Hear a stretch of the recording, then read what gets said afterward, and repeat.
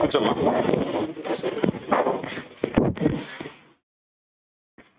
మిగతా అంతా బోనాలకు వెళ్ళారా? Okay, anyway. So, today I'm so glad to introduce you guys this year All India rank 311, Lakshmi Sujitha. So,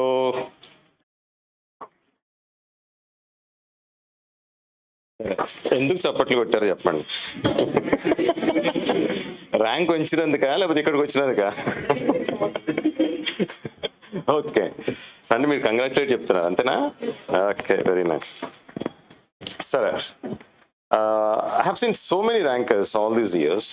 So many rankers I introduced to students, and then so many rankers I talked to, and so many rankers we created. So many rankers, they themselves have become rankers, and they came to us. Whatever. So many people I had discussions with. But a very, very small amount of people whom we can actually remember forever. Very few of them, not everyone. The very, very few people. Just because of one reason that they're very down to earth. And not everyone is down to earth, I'm telling you. Once you get a rank, you stand somewhere. You feel that you stand somewhere, at least. And the very, very few people you can see that, yes, they're still the same people. The same person, the way they talk, they're still the same.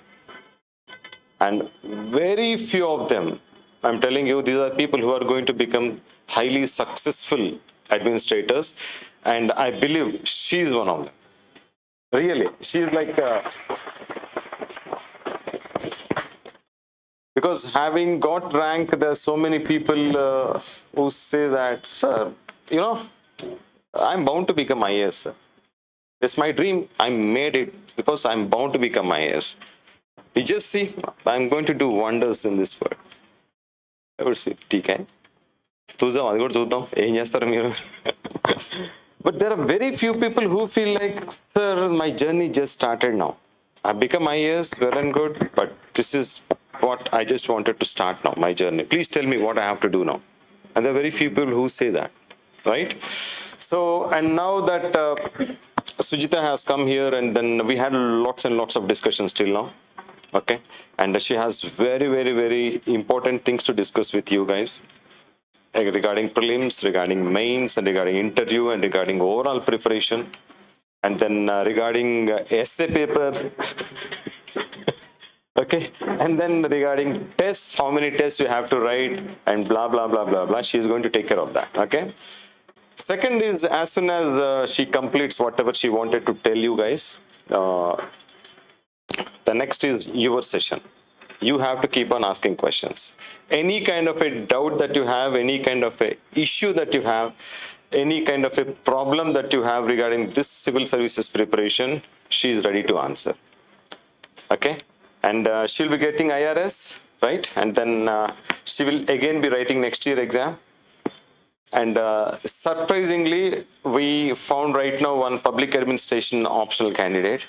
Not many are with public administration, and she's one of them. And that's beauty of this subject. She's going to explain it to you also, why she has taken public administration, why she's so passionate about this public administration, and then this kind of stuff, okay? So it's all about you guys asking her as many questions as possible and clarify as many doubts as possible. Right? Okay, fine. Before I leave,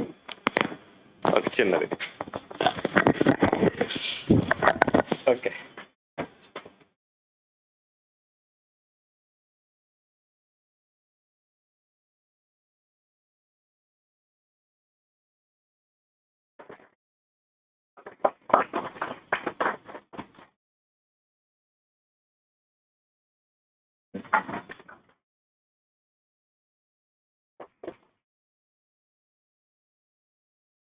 Wow. చూడడానికి ఎంత బాగుంది.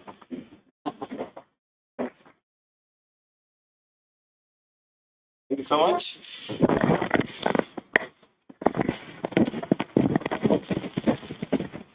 Now the stage is yours.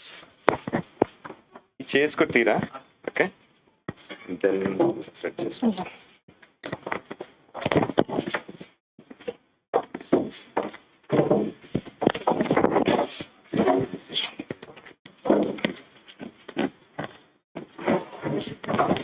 Here it is good kada. Okay.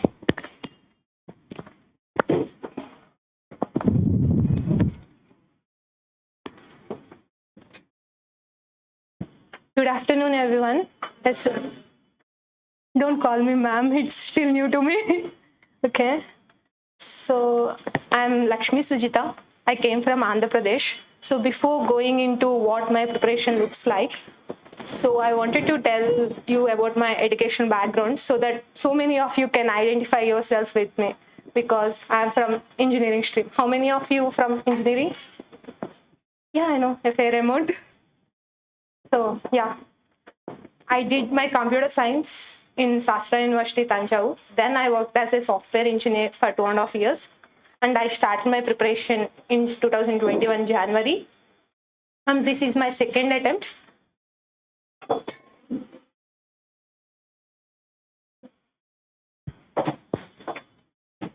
This is my second attempt.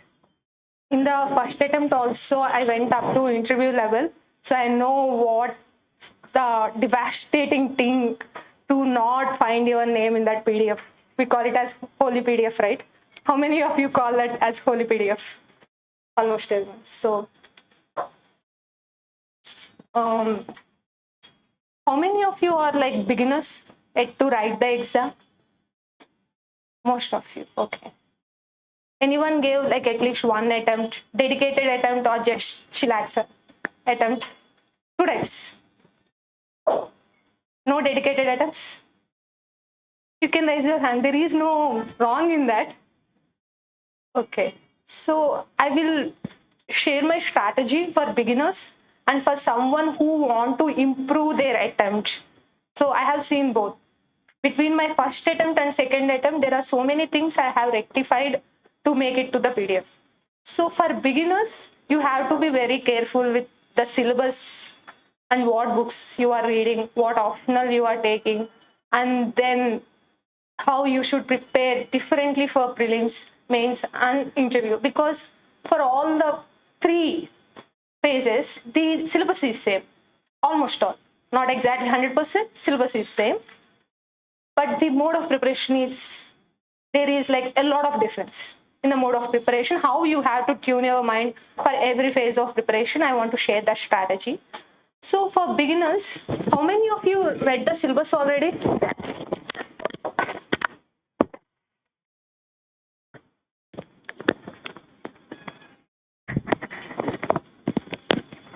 How many of you read the syllabus already? In detail. How many papers are there? Huh? Okay. Mains only 4 papers. 9 papers. 2 are qualifying. So you know there is one local language, right? You have to write in Telugu. That was my nightmare. And then you have to take optional.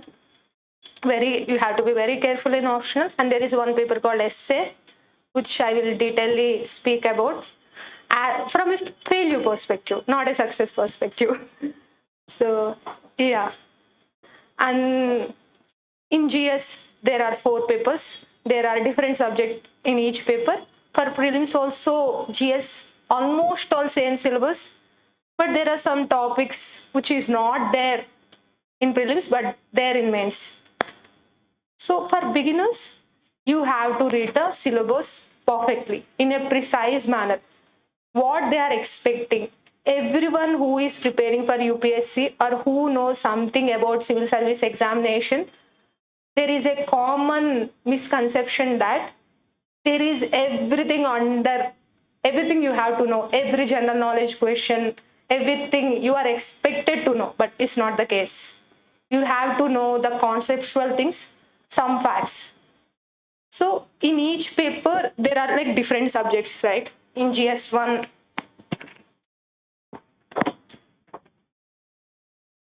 we have geography, history, art and culture. I still make it part of history. And then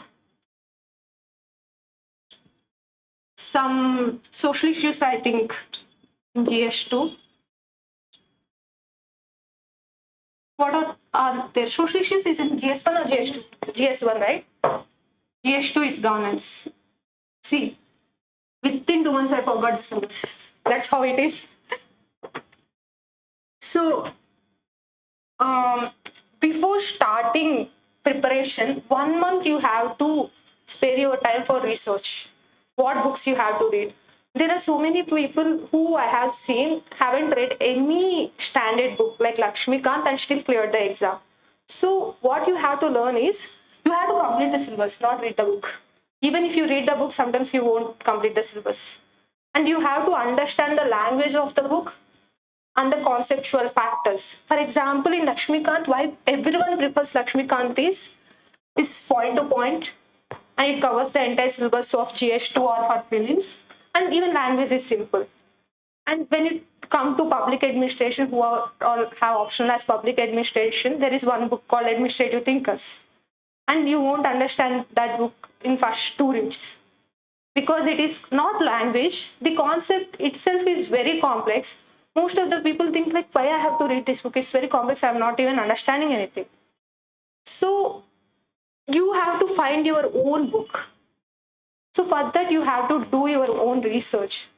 Don't go and see, okay, this person is suggesting this book, so I have to read this book. After 10 days, you find it, okay, this is not interesting. This is not a novel. I will go to some other book. Then some other person will suggest some other book, and then you will read for 10 days. 10 days, 10 days, 10 days, prelims will approach. You will have only 1 month left for prelims. So my suggestion will be like, before reading any standard books, after reading syllabus, the holy grail is NCERTs. Simple, precise, straight to the point. For geography, you need nothing. 6 to 12th NCERTs. Both for prelims and mains. And that's the easiest part. Language is simple. You can finish those NCERTs in 1 week itself, and you will understand them in the first read itself. Don't think about retaining the knowledge. In first week, if you want to remember everything you read, it's not possible. It's possible only through revision. So when you start reading NCERTs, try to understand what the concept is. In political science, for example, in politics NCERTs, if you read, even before starting Lakshmi Kant, there are concepts called freedom. What is freedom? Not the English word freedom in politics perspective. Liberty. There are 2 things called positive liberty, negative liberty. And Constitution as a living document. Like we are seeing so many amendments, 100 amendments, more than 100 amendments are there in Constitution. Why they are happening? Like ours is the lengthiest Constitution in the entire world. Still we are making amendments because we are evolving. Even our Constitution has to evolve. So our Constitution makers created some room for the amendments through Article 368 or what are those things. For that they had constitutional debates. In NCERTs, in boxes, those debates, what happened during those deliberations are there. It will not help you just for GS2 or anything, even for essay paper. Like if someone is discussing, you will disagree, you will have indifference, but not hate or love. That we can make it constitutional debates as an example. There are so many intellectuals discussing about uniform civil code. They didn't hate each other. They just have disagreements. If essay topic comes on that, you can make constitutional debates as one of the examples. NCERT has multiple examples like that. I'm just saying one thing. NCERT has multiple examples. And if you see how I'm correlating to a completely different topic. This correlation, this relation, NCERT is static syllabus. Completely static. But this correlation, whatever you are reading and expanding your knowledge into dynamic concepts, the current issues, Russia-Ukraine war, the international law and order, the formation of League of Nations, the formation of United Nations. What are their purposes? International peace is one of the purpose. And it's very basic thing. No aspirant will write, okay, League of Nations was formed for international peace, United Nations was formed for international peace. But if you mention the topic in the introduction of that question, people will understand, whatever the evaluator will understand, okay, this person knows the basics. That's what is expected from UPSC. So you have to know the basics, but that NCRTs is the correct way. Whether you prepare notes or not, it's your choice. You can just highlight physical books or whatever online copy you have, you can highlight, and you need not revise it multiple times because it's very simple, that will stay in your mind. So start with NCRTs for every subject. Then go to the standard books. For geography, I think there is one more book called Human and Physical Geography for JC Lang or someone. You can read that. History, other than NCRTs, I am talking both old and new NCRTs. Here in history, don't leave anything. Okay, I am from engineering stream. I read 3 units. I left out 1 unit. It's okay. I can leave out modern history. I can leave out a part of ancient history. I will leave medieval history entirely. Medieval history, yeah, weightage is less, but we can't tell about UPSC. In last prelims, anybody wrote last prelims? Right? There is no elimination technique. They understood our shortcuts. There is no elimination technique. If you people are speaking so much about leaving out medieval history, next time there will be around 10 to 15 questions on medieval history. I'm not saying like spend 2 months on medieval history, at least have a basic understanding what are the kingdoms, what happened, what are the social aspects, not what happened in Vijayanagara kingdom, not like that, not all those Telugu movie stories. Learn about social aspects. So for example, when you are reading history, what you have to understand is what are the living standards of people, how is the cultural integration, how is it different from current time to old times, and how system evolved over a period of time from ancient to modern times, how integration of India happened. Those things you have to understand. Living standard means crops, everything. Then you can cover art and culture like that. For in mains perspective, in mains nobody asks you like write the chronology of kingdoms. Nobody will ask you that question. How rocket architecture evolved. Rocket architecture started in South India, megaliths and all. So those things you have to understand when you are reading history. NCRT will not tell you this is the social aspect. You have to gather from what you are reading. What are the social aspects? What are the political aspects? Not wars, not Panipat war movie and all. Don't see that movie and write that story. Like after that war, what are the consequences? How conditions changed after that war? Or what led foreigners invade India? What are the leeways we have given them? Those are the questions that were asked in mains. Bhakti culture, how it started, not what is Bhakti culture. Nobody will ask you what is Bhakti culture. All those things, how it started. Because there was so much domination of Vedic culture. Everyone is expected to have like high command on Vedas, language and all. For common people, Bhakti culture is kind of interacting with God in a simple way. So you have to understand in that perspective when you are reading history. So when you are reading it for prelims, you have to remember chronology of kingdoms. Same syllabus. And even in prelims, they are asking social aspect questions. In 2021, I think from Ardhasastra, Kautilya wrote Ardhasastra, right? They didn't ask when Kautilya wrote Ardhasastra, who wrote Ardhasastra, or who is the king of Kautilya. They didn't ask. They asked about slaves, how slaves and women are treated during Mauryan period, especially what are the rules are there in Ardhasastra for that.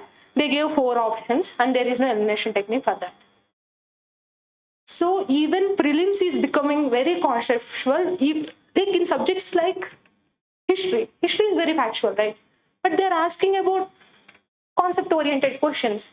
When you read about like what is the position of women in Mauryan period and how that evolved during like after Mauryan period, Guptas are there, Pushyanas are there, whether position of women denigrated or it improved, that evolution you have to write in mains. Compare it with modern times. So in prelims you have to be precise, in mains you have to analyze. So when you are reading geography, you have to understand how earthquakes occur, or what are the major areas of earthquakes, like that. But in mains, you have to write about disaster management. You have to write about consequences of earthquakes. You have to write about what are the steps you take as an administrator when earthquakes happen, even in geography. So, for example, in 2021 mains, we got a question about landslides. At that time, landslides happened in Himachal Pradesh, Kerala. What is the common thing between them? Tectonic activities. So they asked what are the common places for landslides, how they are happening, and how we can manage them. So you have to understand the scientific reason behind landslides. Even for prelims, it is helpful. After mains, the consequences and action steps you have to take. So yeah, how you have to approach prelims and mains, is it clear?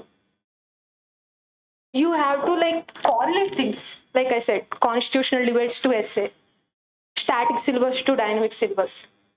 And when I'm talking dynamics, after these all these things, you have to start reading newspaper in first 15 days of your preparation. And you have to start understanding the link between static and dynamic syllabus. When you read about Uniform Civil Code, you have to remember the article you read in Lakshmikant. That will be your opening statement in mains or some potential prelims question. Then you will read in Uniform Civil Code. I think whoever following newspaper for past 1 week or something, you got so many articles. You will read it from secular point of view, religious point of view. There is nothing wrong in that, right? Some religions might not accept Uniform Civil Code. And as an administrator, you have to accommodate every stakeholder's request. So, like Uniform Civil Code, that concept didn't appear in last week just because newspapers are publishing it. It appeared during colonial time itself.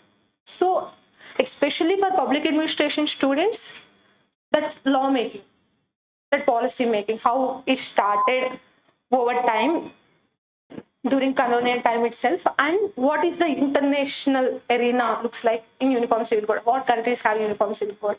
In India, which state has Uniform Civil Code? And what is Law Commission saying about it?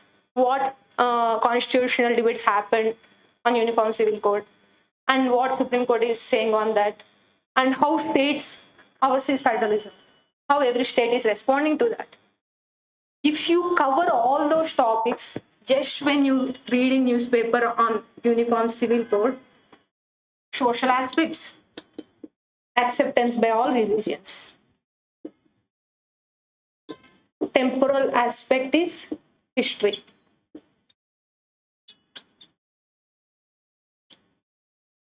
Social issue,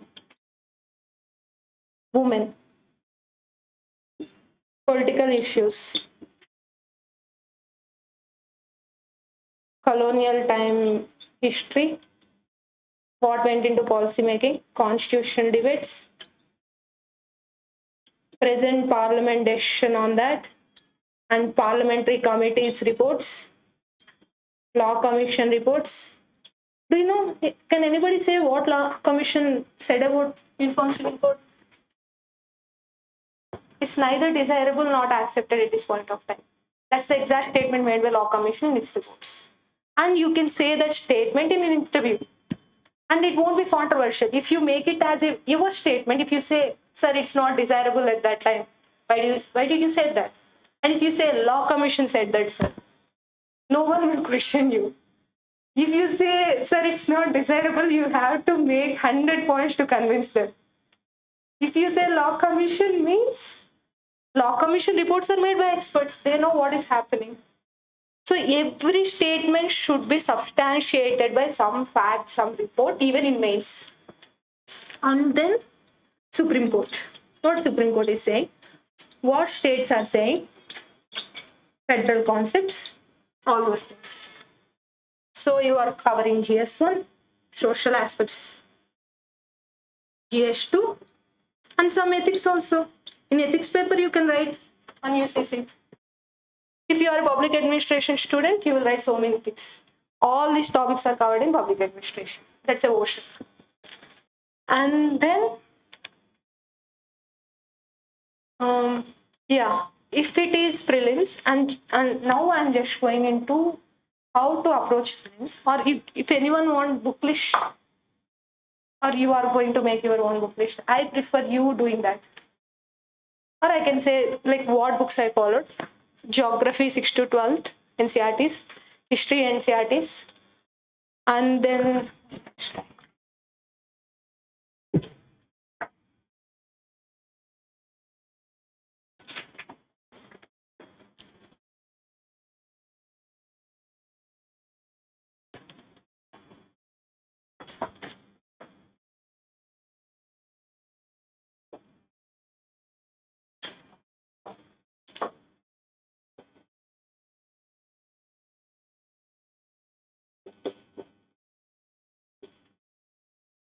this book, read after NCRTs, please. Don't read this book first.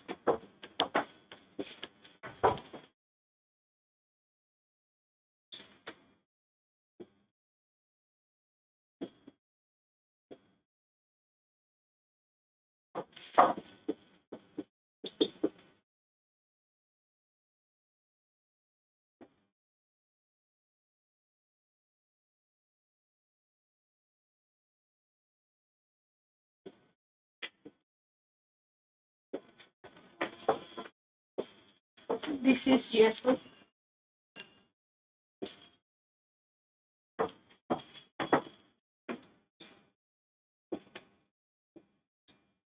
NCRTs, here it is optional. I'm just putting a star.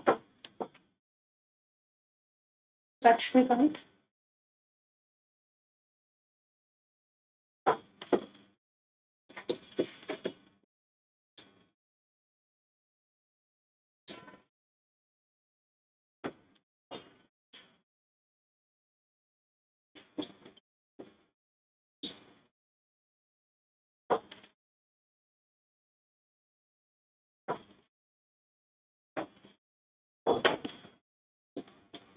I'll cover how to do current affairs also.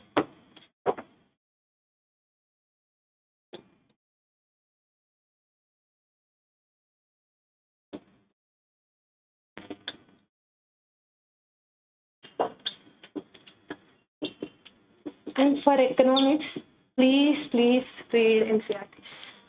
6 to 2. Or at least 11th standard. Prelims, entire economics conceptual topics will come from 11th NCRT. Without reading that, you won't understand any standard book on economics. Yeah.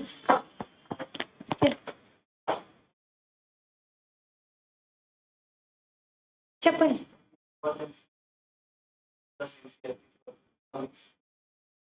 You can read everything, but just focus mainly on 11th. I think I don't remember it properly. Is it 11th or 10th? 9th? 9th. 9th only, yeah. 11th, you have all the concepts, right? GDP, inflation, banking. Yeah. 10th. Oh, yeah. Development. 10th is development. I'm going to development again. There is different, economics and development is different, right?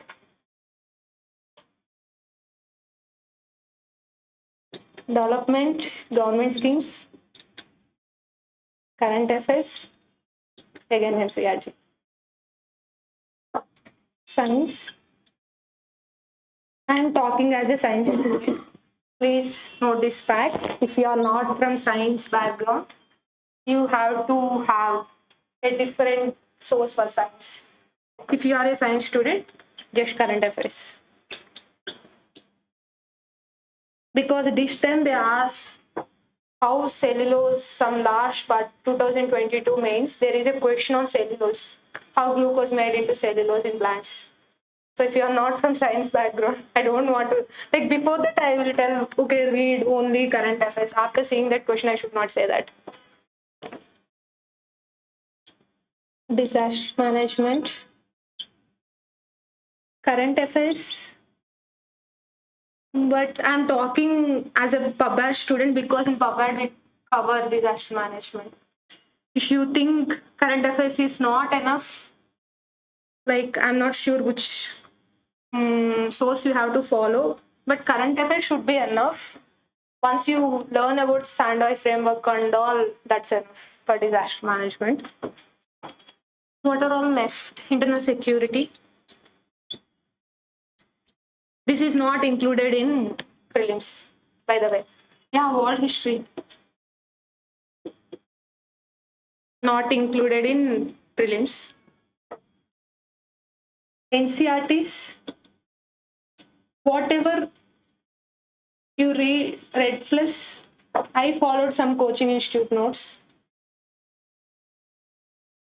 It was well summarized. I thought, okay, instead of following the textbook, follow some notes.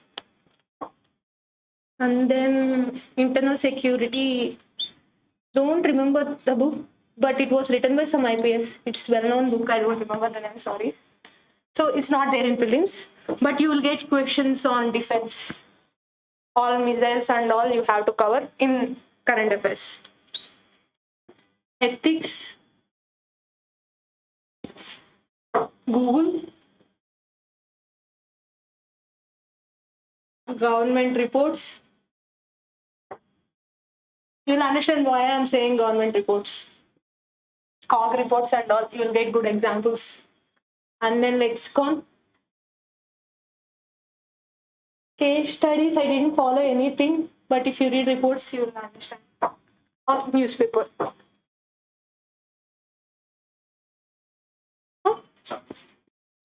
Sir, నేను prepare అయినప్పుడు అయితే ChatGPT లేదు చూడాలి. It's helpful like to summarize everything. That's what. Yeah, Google. It's like అంటే ప్రోబిటీ అన్ని మనం కనుక search చేసాం అనుకున్నా ChatGPT అయితే కొంచెం మొత్తం సమ్మరైజ్ చేసి ఇస్తుంది, లేకపోతే మనం సమ్మరైజ్ చేసుకోవాలి. So if ChatGPT is helpful, use it. You don't know. I used it, but not for this purpose. Once during interview, I used it about mines in Andhra Pradesh and it showed Singareni mines. So I don't know how authentic it is. Singareni mines are not in Andhra Pradesh right now, right? Yeah.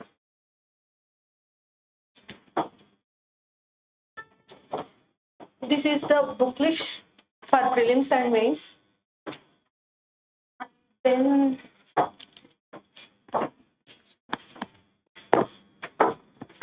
so you guys are taking notes. Diligent.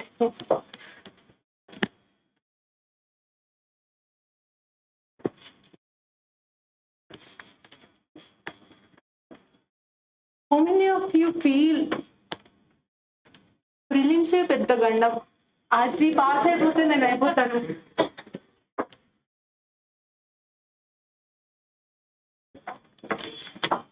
నేను బోర్డర్లో qualify అయ్యాను 2 times. So ప్రిలిమ్సే నాకు పెద్ద గండం. Mains చాలా ఈజీగా అయిపోతుంది because I know I'm very good in concepts. So అలా బోర్డర్లో అయ్యే వాళ్ళకి నేను చెప్తున్నాను, because I know people who always get good marks in prelims without taking any special attention or special focus on prelims or without writing any tests. I'm not advertising anything or like that because their knowledge is so wide. Starting from the childhood or something, they know everything. They can clear prelims. So someone who is reading newspaper when they are like 6 or 7 years old, it's okay for them. I read newspaper, but not in that perspective. So, but prelims, after reading all these books, except internal security, world history, ethics, after reading all these books, I mean, reading means if someone has photographic memory, they need not do this. I don't have photographic memory. We have to do revision, especially history, concepts like history. The preciseness, dates, everything. After doing all that, once you are 3 to 4 months into the preparation, you have to start answer writing. And 3 months before the prelims, 3 months before the prelims, you should start taking special attention or focus, putting special focus on prelims. How you can do that?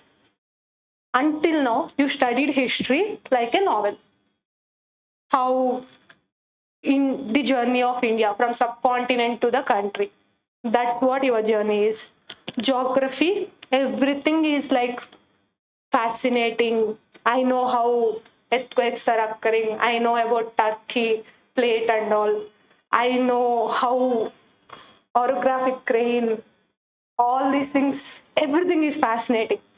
But when you start taking prelims test series, right? Everything is frustrating. That fascination to frustration journey starts here.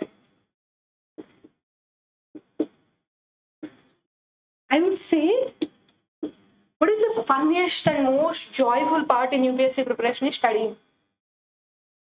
You learn like so many new things in it, like in a span of a day. From today to tomorrow, your knowledge goes to from level 30 to 50.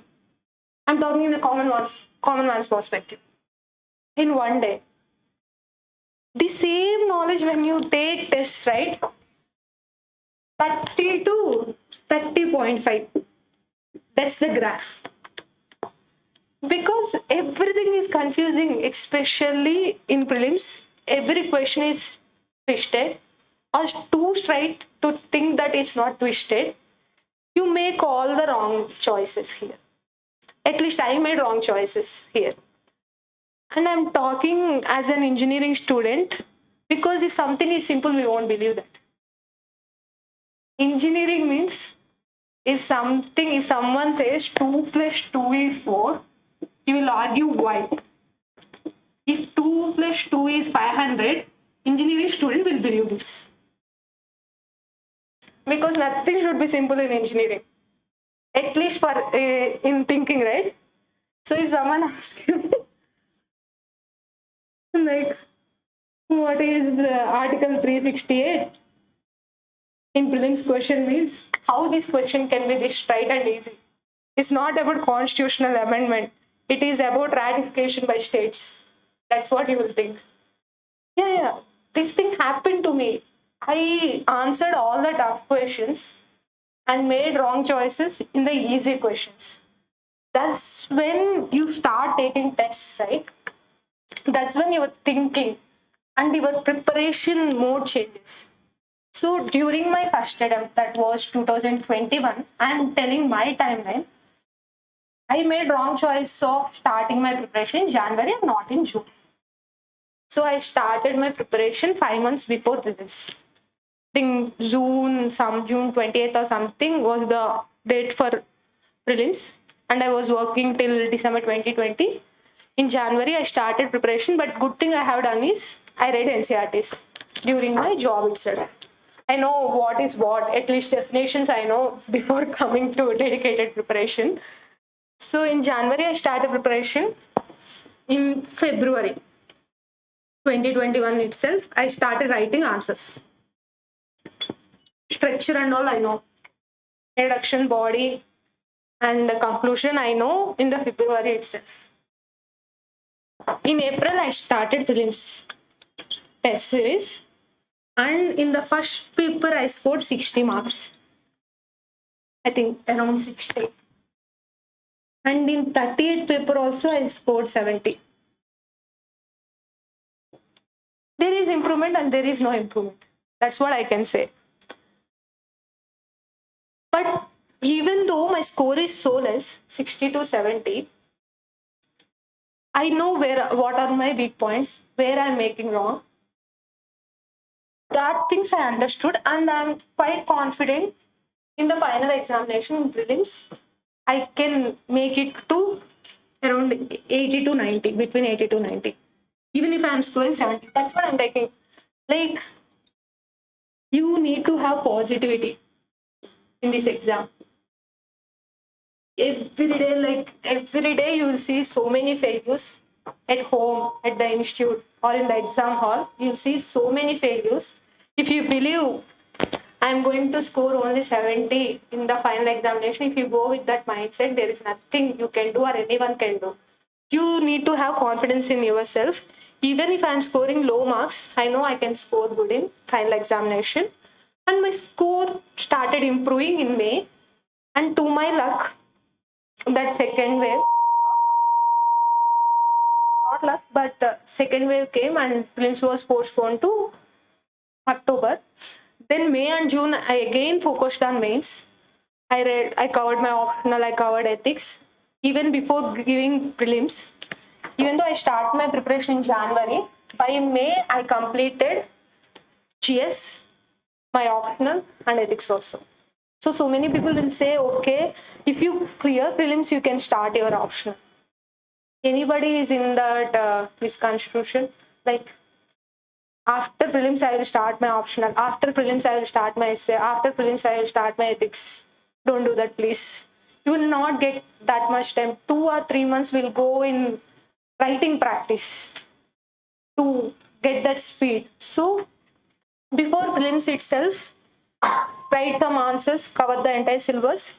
3 months before prelims, don't think about mains.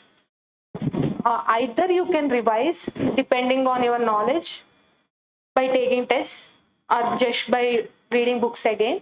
If you are taking tests, don't give tests and like throw away that paper, even if it is online paper. Revise it, revise it, revise it, revise it. Reverse engineer every question. Like, why did I get that wrong? Or why did I get that right? The same question again, if it comes in some other form, every institute, I guess they will give some synopsis, some explanation for that question. In that explanation, there are 4 or 5 other questions. From previous year papers also, you will get a new question from the same concept, especially history. So for prelims, revision, facts, plus positivity. So we can say it as PRP. Preciseness, revision, plus positivity is very important for prelims. Mains, you can go with a negative mindset. Prelims, if you think, I'm not going to clear this exam, if you go like that, there is no one can save you. So go like, even if you didn't prepare well, I am going to clear this exam. You can't say there is so much luck factor in this. In prelims, like last time, I think cutoff was 88.3, I guess, or 87.3. I got around 88.7 or something, 1 mark. And yeah, 30th May was the result of 2021. June 5th, I wrote my prelims. Those 6 days, I didn't study anything. I was crying. During that exam, the only thing I know is I'm going to clear this prelims. Go with that positivity. And please don't kind of forget this SQ. Sleep, sanity, and season 3 or 4 of your favorite show. Please sleep properly. Please be like a human, sane person, not a zombie. And if you are interested in reading a book, read a book. Interested in TV series, you can watch an episode, not binge watch. SQ is also very important. This is a part of your life. This is not your life. Even the book list is so exhausting. This is part of your life, not your entire life. So prelims, You have to be precise in everything and test, revision. Every explanation, don't think as like I know this answer, so I need not read that explanation. In explanation, there are 3 or 4 other questions which you don't know. So read that explanation. And if you're so sure I can clear prelims, don't waste time in this because every person's journey is unique. You can, if you think like that, you can go without test. Everyone is clear with prelims? Any questions? Like we can make it as a segment, you can ask questions because I feel prelims is the toughest part. See Satya. So can I erase this one?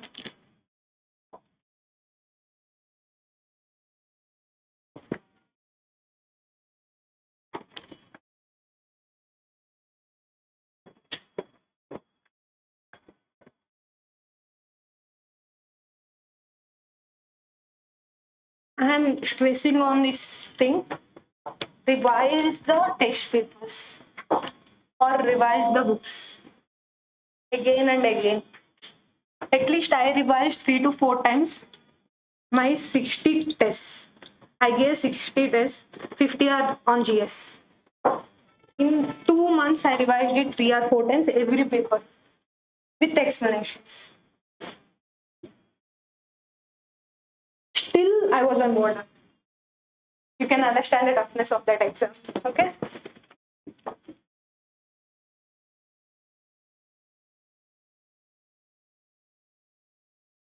So, CSAT, there is some misconception that only engineering students can clear this exam. Is it right? 27% is English. You have to get 33%. 27% is not even English, it's comprehension, just reading simple paragraphs. You have to get inference from this one. So if you are so weak in maths, you are not able to solve questions, why don't you start with comprehensions? I'm an engineering student, I'm not good in maths, I'm making this confession. I started with comprehension. In the first half an hour itself, not even half an hour, 20 minutes I allocate just for comprehensive questions. I finished these questions. In 27%, I am confident I can get 25%. That is your strength. Identify your strength. If you are good in mathematics and not good in comprehension or English language or be it anything, start with mathematics. In mathematics also, you can't call it mathematics. There are things like reasoning, quants, geometry. This is pure mathematics. I am not sure about this one.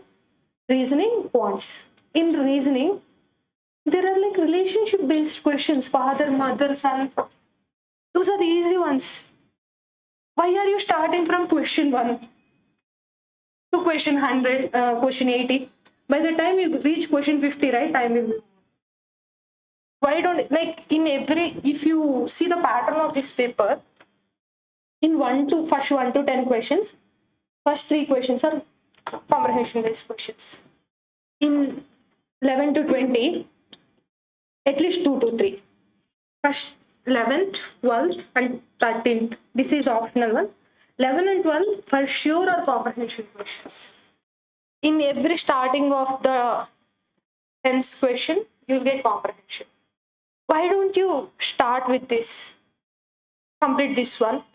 Then in reasoning, there are easy parts, like relationship based questions. You can just flip the paper and see where those questions are. Answer them. And then quants. There are some easy quants. Permutation, combination, one formula. One formula, you can answer that question. Geometry. Some simple questions are there. Or if someone is so good in guessing or lottery, do that also. You have some scope.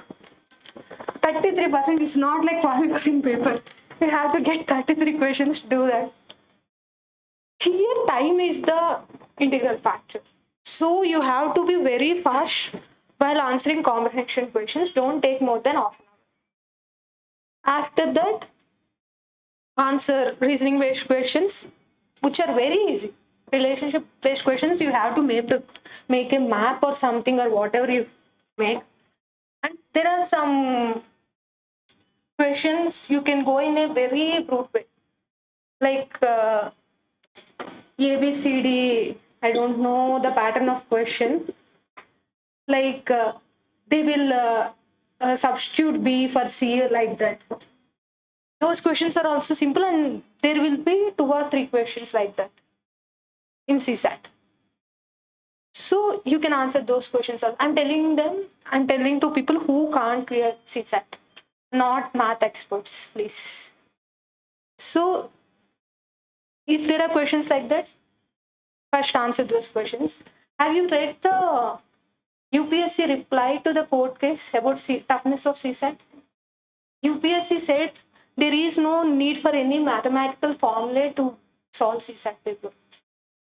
10th standard mathematics, without knowing any formula, people can answer those questions. That's the UPSC reply. So, and they are telling, depending on our analysis, depending on the scores, more than engineering students, other stream students cleared CSAT paper. So don't go with that misconception. CSAT is very tough. You can clear CSAT. And if you think you need preparation in that, because I completed my 10th standard in 2012, I don't remember the formula for permutation or combination. In computer science, we don't study that permutation combination formula. We study only Laplace equations, which is of no use. So I told, right, I took 60 tests. CSAT is a bonus practice in that, 10 tests for CSAT. I did those 12 tests. I went into explanation. I found the formulas or some shortcuts from those papers. I revised these 2021 papers in 2022 also, just to remember the formulas. In 2023 also, I revised the same papers, just to get the formula. So, if you think you can't clear CSAT, at least take 10 tests for preparation, or go to any reasoning websites. There are so much free content on internet. I think R.S. Agarwal or some book is there. You can just read that book or answer some questions on internet. There are so many quizzes. There is explanation also, if you don't want to invest any money on that. So that's the preparation for CSAT. And if you are so sure on CSAT, don't waste time on that. Okay? It's not worth it. If you are 99% sure, not 1% sure, at least put some effort on it. Okay.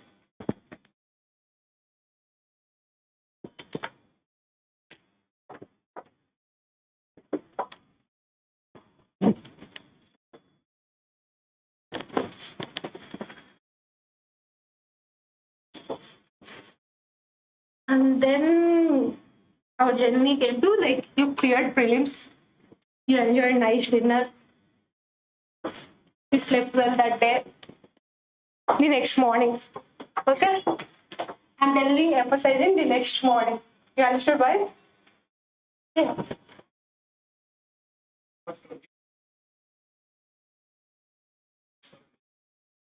$2021, yeah.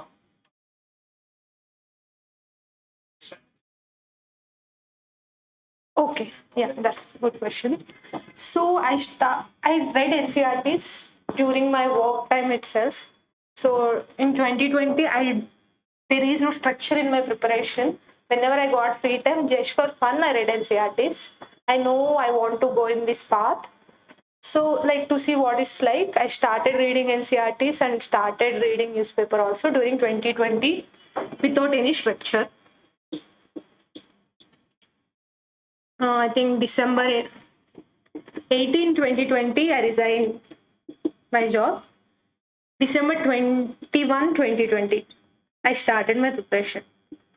2 days gap.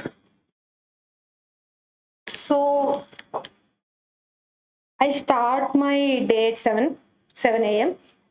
Start my day is reading. You can start your reading at 11 o'clock, 12 o'clock, 1 o'clock.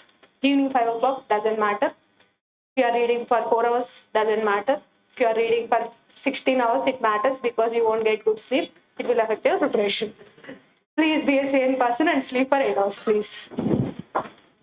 So I'm just telling an example because you asked my strategy.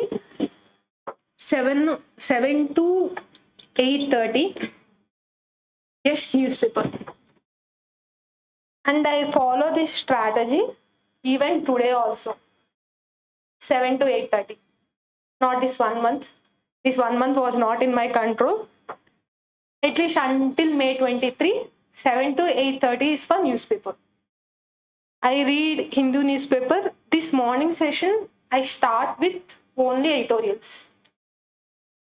I read editorials of this today's newspaper and I follow news analysis. Everyone has YouTube, right? There are so many analysis. You can follow something. Why I'm saying news analysis means if you read newspaper, you will read, you have to research on every topic in social, temporal, everything. That's very difficult. News analysis, they summarize. Easy way. And you need not invest anything on that, right? On YouTube, you have free resources. I do news analysis. One screen, video, other screen, one note. Every topic I have like polity. I divided it as legislature, executive, judiciary, governance, legislature, blocking orders on Twitter or social media, social games. If it is IR, I have structure like this. Every country IR is different. US means India-US relationships. Others I like then Yemen, Saudi Arabia, Germany. That list will increase depending on the editorial every day. If India is making an agreement with Solomon Islands, we'll have one more page, even if there is one line. And in others means all this UN stuff, everything. I will make one note from news analysis. They'll summarize everything. So when I started my preparation, I used to take like detailed notes. Within 6 or 7 months, I started, after watching a video of 20 minutes, I will add only one line. And now, 40 minutes video, I will watch for 5 to 10 minutes. It's just update to my notes, update to my knowledge, whether it is new point or not. This time will get reduced after some time. So 7 to 8:30, but don't never ever forget to read newspaper. Even if you are doing all this stuff, reading a newspaper is very important. First-hand experience of reading news, analyzing that is very important because in mains you have to do your own analysis. These and all is supplementary material, value-added material. Always read newspaper. Only one. Don't read too many newspapers, too many perspectives. Hindu is best. Read newspaper, especially editorials. And Hindu now they are doing one page on science and technology, everything. After that, I start my optional. 9 to 12 o'clock. Why I'm giving that much importance to my optional is public ad is a portion and it will cover GS2, GS3, GS4 plus HP also. I don't know, we can include GS1 also. So if I am reading public ad means I will cover all these things. So 9 to 12 is for optional. Then 12 to 1 12 to 1 is for current affairs. I read current affairs when I feel sleepy because they are interesting. You won't fall asleep.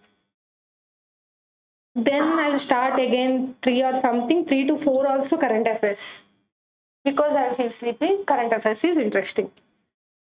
4 to 7, there are some breaks. We are human beings, right? And this is not daily schedule. 7 or 8 GS. Like every day I have I make plans in my head, like what to read tomorrow. So 4 to 7 or 8, I will read some GS. Night, right? When my brain is not working, that is for ethics. When brain does that time you will get for ethics and essay. Okay? Because there is no, you need not put much brain into that. It's common sense. That is for ethics and essay. And those last 3 months, right? This optional space is gone. 9 to 12, I did not read my optional. 9 to 10, I did not read my ethics. Test papers, giving test, reading that, revision, everything. Current affairs, GS is gone. So you have to manage your own time. You have to, like, you need not read optional means what new thing should come into that. And if you think you can read like only 4 hours, make plans in that 4 hours. 5 hours means 2 hours means 2 hours. Some people, they are working, they are in service. They read only 2 or 3 hours. And then knowledge is so wide, they can manage. I'm telling for first attempt, dedicated attempt. Second attempt, I didn't put this much effort.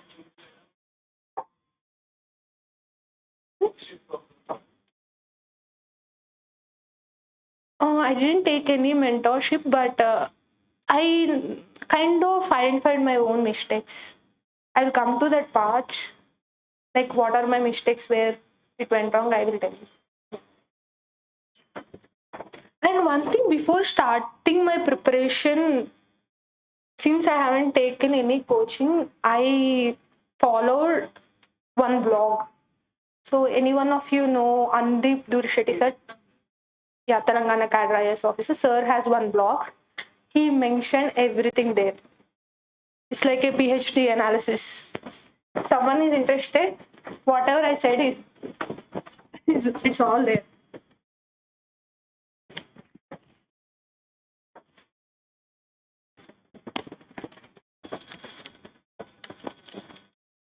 And remember, everyone's journey is unique. I told, like, there are some people who didn't read Lakshmi Kant. So, if you are improving from day 1 to day 2, that means you are going in the right direction. That's important. Self-reflection is very important.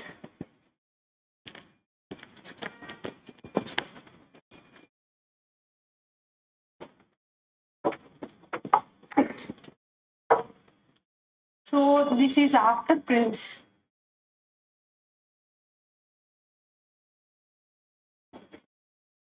I got around 2 months, exactly 2 months, 10 days or something in 2021 to prepare for my mains. I started writing answers before that only, but not test series. Writing answers means that answer won't get finished in 7 minutes for sure. And if I'm taking online test series means I'm taking 3.5 hours. Okay. So mains, these 2 months, in my first attempt, I focused on ethics. Even though I read ethics, there was like special attention went to ethics. And then I took some test series. I followed that schedule because they will give you tests, right? Every week there are 2 tests or something. I followed that schedule and I'm very much dedicated and diligent to write tests on the same day. Online or offline, I am going to write that test on the day they upload that test. No exceptions to that. Some discipline, self-imposed discipline. And it was not there when it comes to time limit, 3:30, 3.5 hours was there. So it was gradually improving. First test, I took 4 hours. Second test, 3 hours 45 minutes, 3 hours 30 minutes. By the time I start, like mains is approaching, it's 3 hours 10 minutes. Somewhat acceptable. Not fully acceptable, it's improving. I'm telling, like, people who lost the practice of writing, someone is there good in writing straight out of university, they can complete their test in 3 hours, but I couldn't complete. So like that. Then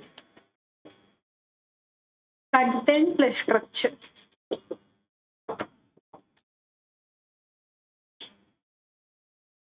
Content, forget about it. Structure, as part of my research before the exam itself, the same old story, topper copies. What is new in that? Whether they are writing, their handwriting is good, or they're making like any impressive things. No, nothing. Their language is simple. Their flow is good, organic flow. And then they're very straight to the point. That's what I observed. Simple, answering the demand of the question,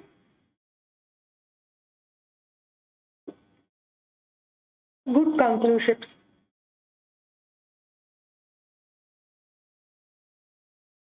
This is what I observed from toppers copies. And engineering students, please don't start your answer with point 1, please. No introduction. Point 1, 1 point. Only one line. One liner. 2 one liner. 3 one liner. 4 one liner. Why am I saying this? Because you are going to become an officer and you are going to make a report. Will you make report like this? That's what UPSC is expecting. Engineering students, what they think is, in engineering, if you answer that 1 point right for that question, you will get 15 marks. UPSC, if you write that 1 point, they will give half mark. Even that is not assured. And 1, 2, 3. I have seen sheets like this 1, 2, 3, 4. No intro. I'm not saying intro is important or something, but will an officer summarize like this? No. So that's what they expect. So when they ask question, what they will expect, why that question is asked, you have to understand that first. Why that question is asked. So for example, if they are asking about communal harmony or something, now, why are they asking that question in this mains? Manipur issue. Your intro, first line should be that one. So as an administrator, you are understanding like what is happening, Manipur issue. Or if it is good, start with definition also. What is communal harmony or something, simple definition, not a book definition like in 3 Idiots or something. Don't write too much complicated stuff. Very simple definition, but don't write communal harmony is very important for India. No generic statements, no sweeping statements. And then understand the demand of that question. Analyzing, criticizing, elaborating, explaining, illustrating, critically analyzing, all these things. Critically analyzing means positives and negatives and a deep introspection. And you have to give your opinion also. Even in, I think, elaborating also, you can present some facts. Analyzing, like on the surface, like that. I think if you Google these terms, right, one person, one aspirant like us, she gave real good definitions of this one. So if you know that question, know it fully, if you understand that question, then only right answer. Don't write communal harmony is important for India just to fill the paper. Because this question you wrote like that. Next question, you will be presenting it good because you know the answer. Because of this question, if that evaluator is giving 6 marks, highest marks, for a 10-mark question, if he is giving 6 marks, because of the previous question, he will give you 3 or 4. That impact will be there. So answer that question if you know it fully, please. and don't fill the papers. You will be wasting your time and everyone's time. So, and yeah, this is structure, like main things to follow. Structure, right? Structure, there is no, I mean, except intro, body, and conclusion, there is no specific structure. You can make flowcharts, you can make tables or anything, or you can write just paragraphs, or you can write side headings, points. But if you are writing points, don't write one-liners, please. Because here, if you make a statement, you have to convince the evaluator why you made that statement. Give an example. In India, bureaucracy is working. If you have to make that statement, there should be one example substantiating that. Like, for example, literacy rate improved. Why? Because of the education policies. Or MMR improved because of the healthcare. Some example, some fact, something like that. If you are making a statement, give example. That is very important. If you are not giving example, you will not get marks. In conclusion, it should be way forward. You should not criticize government. You should not criticize our foreign policy. The important thing for IAS students, never ever criticize our foreign policy. And if you are quoting someone, quote their position, not names. Honorable Prime Minister, Chief Justice of India, Supreme Court, anything, it's good to quote. Quote it. Like, other than names, it's better to quote the designation. And value added material, right? Like in education policies or something, there is one book on economics, like what is the way forward for India by Gita Gopinath, IMF chief economist Raghuram Rajan sir. Some people consolidated some things in that education policy. In India, it is sorting, not learning. And they had some really good points, which is value addition, where we won't get in any of our stuff, newspapers or anything. That one point will make difference from 5 to, like if they are going to give you 5, that one point will make them give 7. One new element, one innovative point, one new idea should be there in the way forward or somewhere in the solutions. You can get it from anywhere. Over the course of reading, you have to understand those points and make it a list in your notes. In education, for example, like that. That goes into content. I would be like switching topics because it's very difficult to segregate any of them. So highlight that point. You want evaluators' attention on that point. I don't know how you are highlighting, but you can't use different color pens. There is not much time. There is not time for that. You can use, but you can't use. Yeah, if you are good in drawing maps and all, you can draw. If I draw a map, if he is about to give 6 marks, he will give me 3 marks. I won't get India shape. So I never draw maps or anything. So if you're good in drawing and if you can make a map, it's good, right? Instead of writing 3 or 4 lines, if you draw a map and just add locations, it's easy for them. Don't draw a map. If sheet is like this, introduction, just map in the first page. Half of the space gone. Map should be here. Answer should be here. And every point I'm saying, right, if you are putting a side heading, one statement, inundation, one example. Example is very important. That's the only thing will make you qualify from mains to interview. Everyone has knowledge and content. The presentation of example, that spontaneity, that awareness is required. Because if you say that example, that other person who didn't write, hey, I know that fact, he will say. But whoever presents that in the exam will go to the interview. I'm not sure that will get you rank or something, but you will go to the interview. So every question, so introduction should be definition or constitution articles or the current affair related. Structure should be, if they are mentioning challenges, what is the challenge? Example of the challenge. PDS system, what is the challenge? Decentralized system is good, but we have still FCI like that. And what are the facts? How many storage warehouses are there or not? Like that, you have to mention examples. And if you ask for solutions, add one value added matter or something like that. Conclusion should be way forward and very optimistic. Don't show all your pessimism or nihilism there in conclusion, please. Like every officer should be very optimistic. This is for GS. Essay paper. I will tell you my story.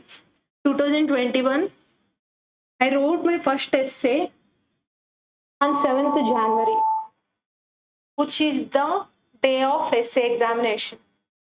So my first essay was on 7th January. I scored 109.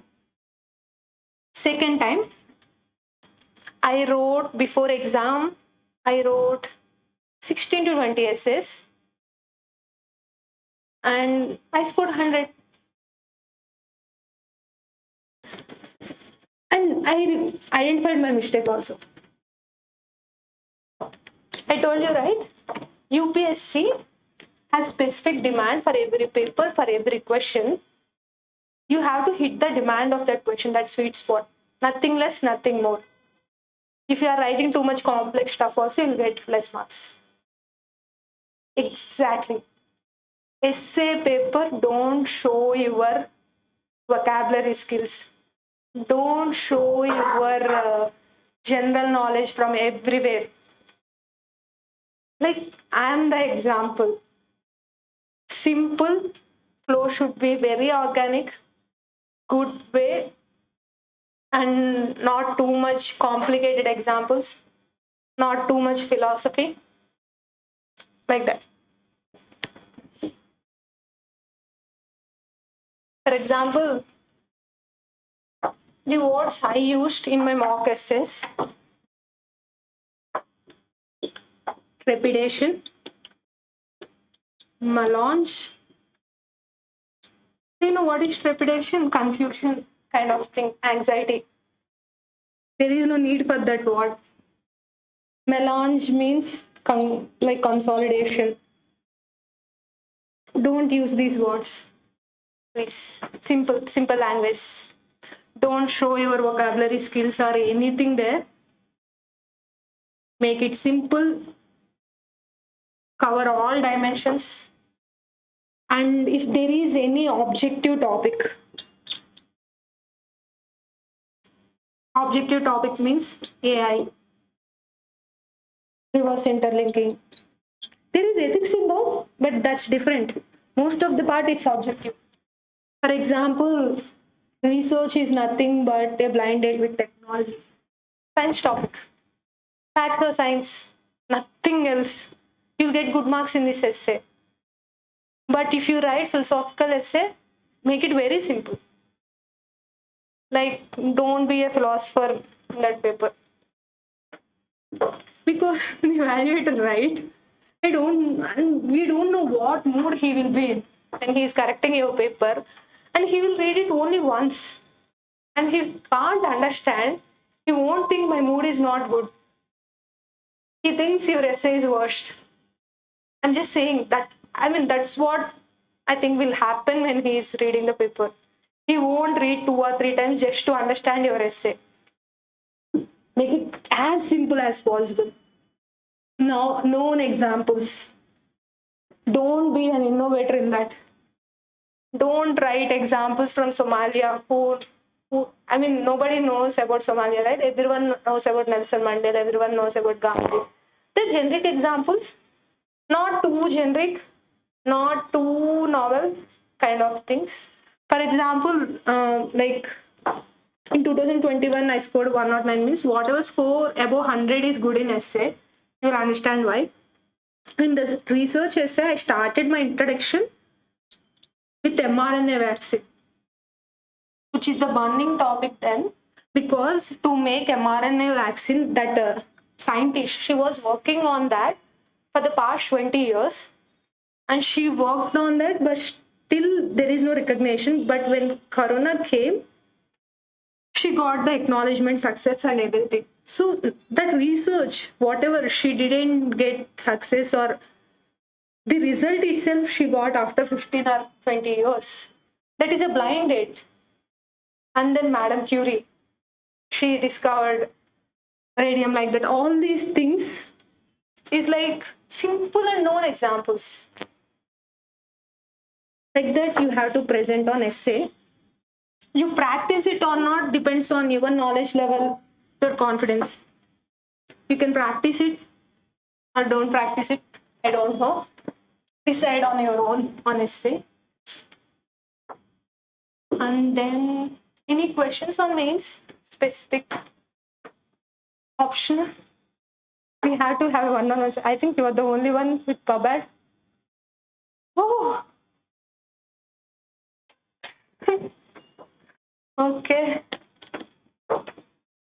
We can have like. We start with the positive points. We will be covering GS2, GS3, GS4. And some sanity also. This journey is also something like essay. First time I didn't take any test series. First time I took test series only for GS. I didn't practice anything. Public administration, only 3 books. Administrative Thinkers, Mohit Bhattacharya, New Horizons of Public Administration, and then Arora and Goel, I guess, that long.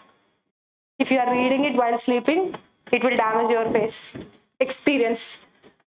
So, only those 3 books and some IGNU material. I got 268.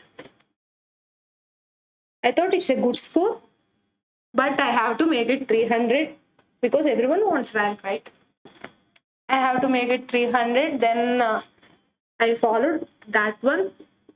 IGNU, I covered most of it. BA and MA material. I can get degree if I write exam also, like post-graduation.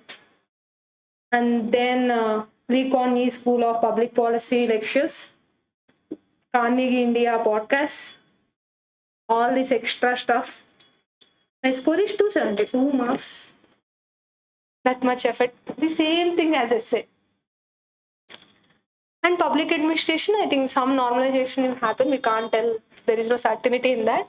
But books I followed was Thinkers. It's difficult to read, I understand. But still what you have to understand from every thinker is the difference they are making over time. From classic administration to modern things. For example, Herbert Simon, he used AI, like decision as the premise. He took it in administration. Difference between administration and management. And then psychological aspects started with Elton Mayo. And there is one more thinker called MP Follett, like constructive criticisms. Like even difference is good for order in a thing.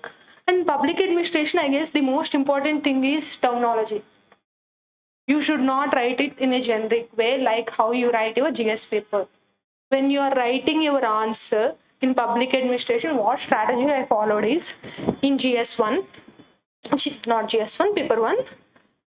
So it's theoretical, right? Paper 1 is theoretical. So there, when they ask a question, that is some theoretical concept. In the introduction, kind of explain that concept.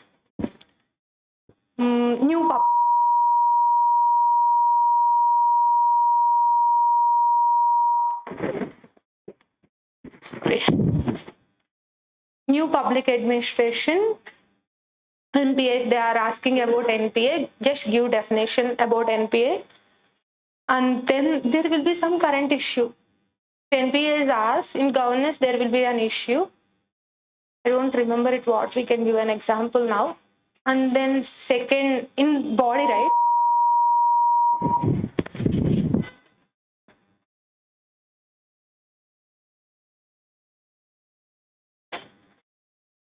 In body, Like they will ask about some thinker in the question itself. Write about that thinker, positive, like agreeing with the thinker, and then disagreeing, and add a correlating thinker, second thinker also, some other thinker. Herbert Simon is about psychological aspects. Who started psychological aspects first? Elton Mayo. Then Likert. There are so many people, right? Briggs. All these persons concentrated on humanitarian aspect in the management.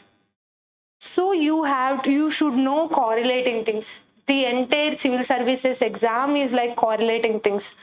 If they are telling you about paper airplane, you have to understand physics behind it and make a real airplane. That's what it is. So you have to correlate things. Link that thinker with other thinker. Understand that concept in international way and Indian way. Depending on the demand of the question. I don't remember any question from public administration now. Let me think. Like why change from critical theory? There is one NPA to public service, new public choice, something will be there. Utilizer, majoritarian thing. Hey, it's been 6 or 7 months. If I don't remember, it's okay. I studied public administration in November. It's July now. And there is one critical theory after NPA. There is critical theory. Herbert Mass or someone will be there.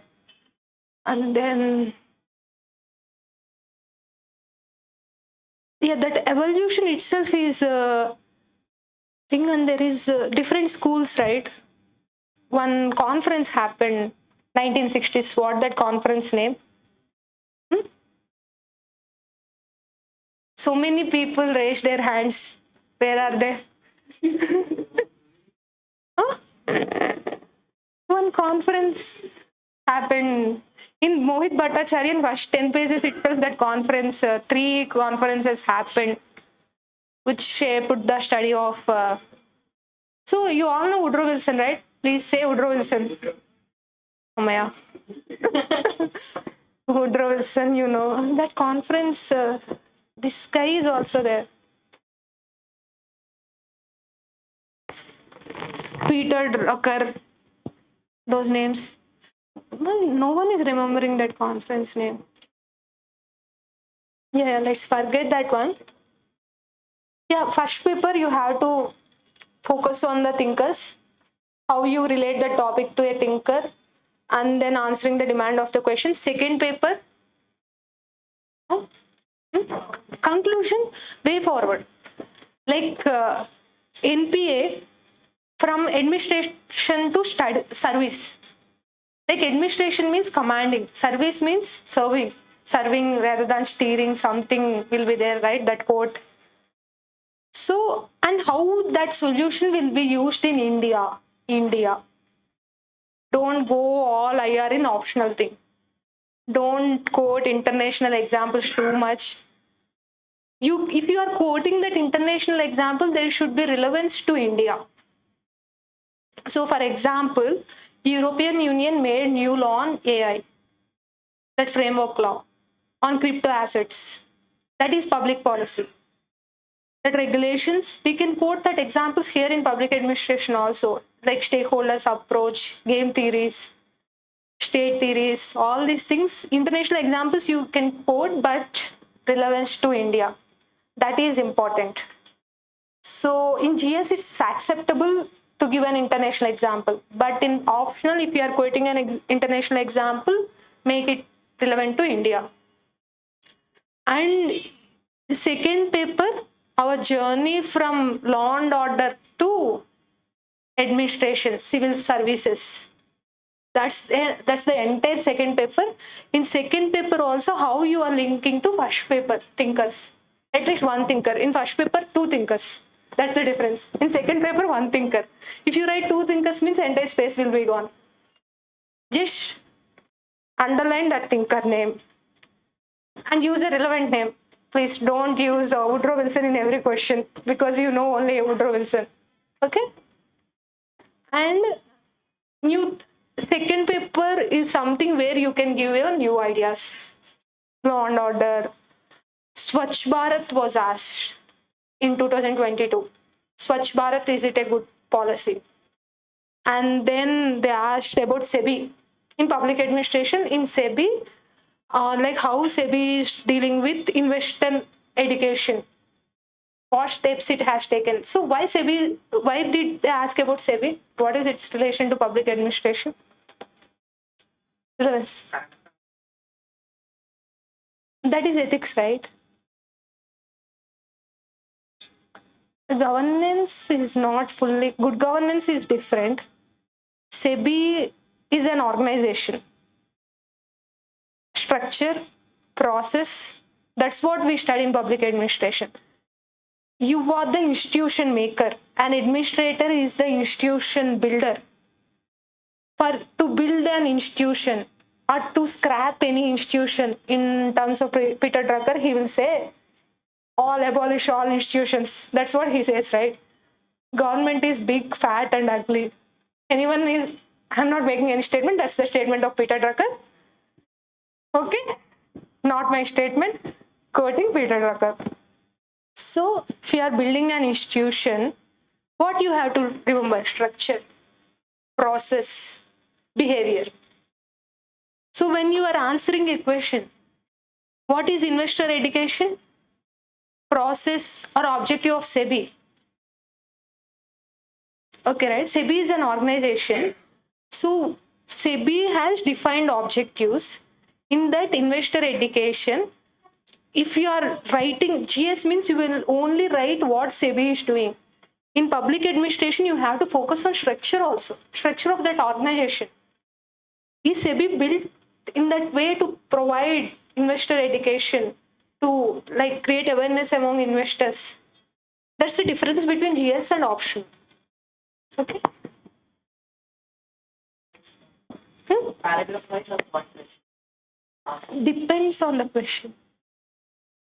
Like if they ask me about Rensis Likert, that systems, right?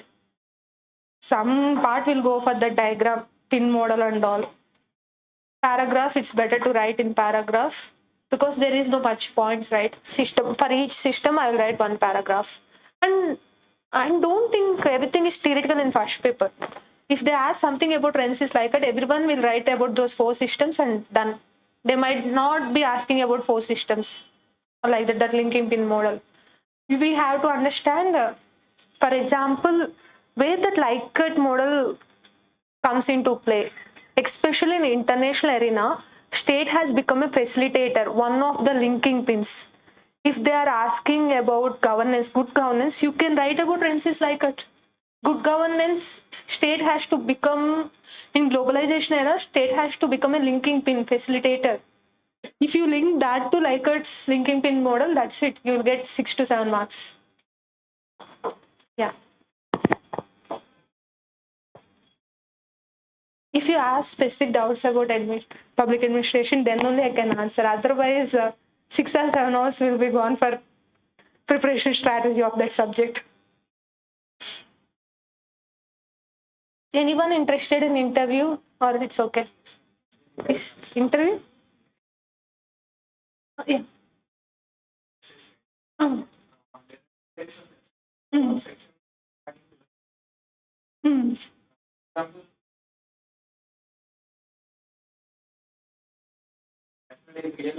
Really sectional. Type of questions. All 4 questions are similar. Yeah, everything is vague. Yeah. No one will prepare before us. Just there we see that. And how can we answer? We cannot write the question further. And how can we see what's the best step?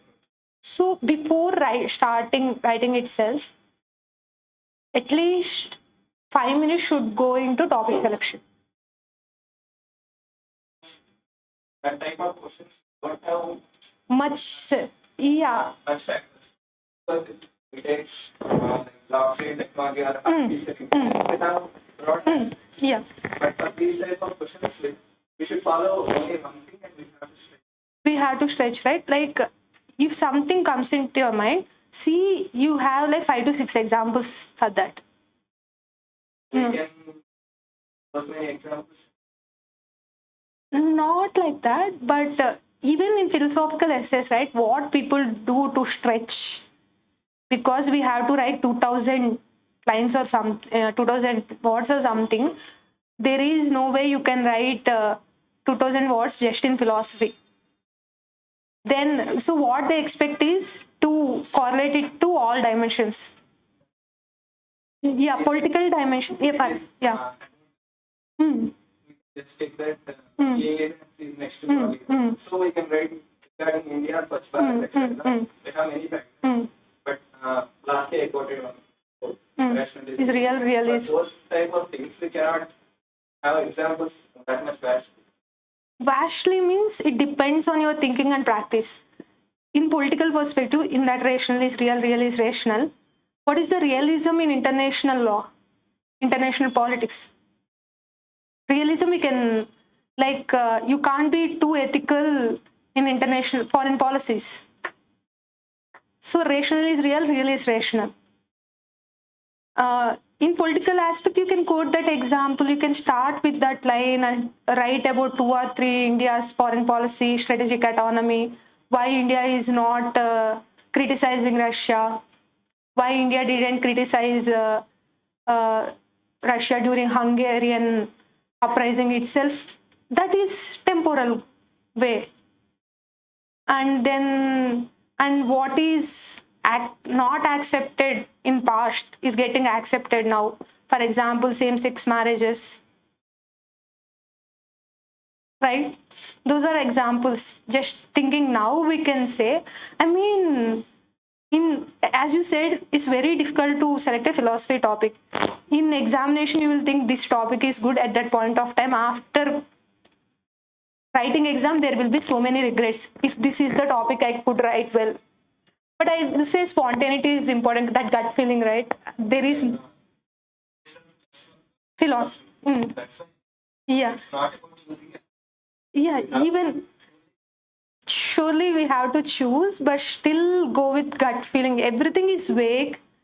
I mean, I could say I'm not the right person for essay. If there are many scientific pointers to select an essay, I don't know that. I went with my gut feeling. I'm telling from my experience, I went with gut feeling to choose any topic. What are the parameters I executed in my mind are whether I have examples, whether I have way forward, whether I have negative aspects of that. Real is rational, rational is real. There are negative aspects in that also, right? Not every time we make a rational decision, it's good. For example, anybody is interested in Christopher Nolan's Oppenheimer? He made a rational decision, but it's not good for real world. That is a negative connotation of that. So I see not just the positive way, whether I have pointers in the negative perspective also. In all dimensions, if I can get immediately the thoughts within 5 minutes on some essay topic, I will choose that. Both positive and negative. In positive also different dimensions, and whether I have a kind of philosophical way forward for that, which is not real. Philosophy is not real. Some spiritual thing if I have, or some good quotes. Quotes is also a parameter. If you see one quote, right, immediately you will think of other quotes you read before. Whether if I am remembering very good quote or introduction. For example, research thing, why I chose that was, I didn't think of anything. I just thought this would be the good opening line if I write about mRNA vaccine. That's how I chose that. So if you are getting good introduction or good way forward, positives and negatives, it's not required that you agree with that essay topic 100%. You can criticize that also in a minimal way. Not like you should not write essay criticizing that one 100%. So in a minimal way, if you can criticize, that is also good. So I would say, yeah, it's very tough in that first section, even second section also from 2021, they are giving vague topics only. 2021, when everybody came out of essay paper, right? What are these topics? That was the immediate reaction, at least in Vijayawada center. I don't know about other centers. Everyone thought, like, what are these topics? Everything, all 8 topics are philosophical. There is no science aspect in that, like that they thought. So yeah, better if there are any essay toppers on YouTube, see if they have some selection strategy. Even I have to check out because I'm not scoring good in essay. Yeah. Any other question?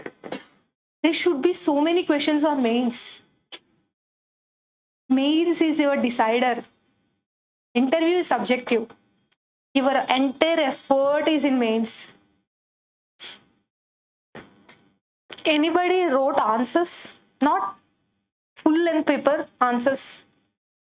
No one, like just one answer, 2 answers. You wrote? Like, what is your experience? You got the content immediately for the end.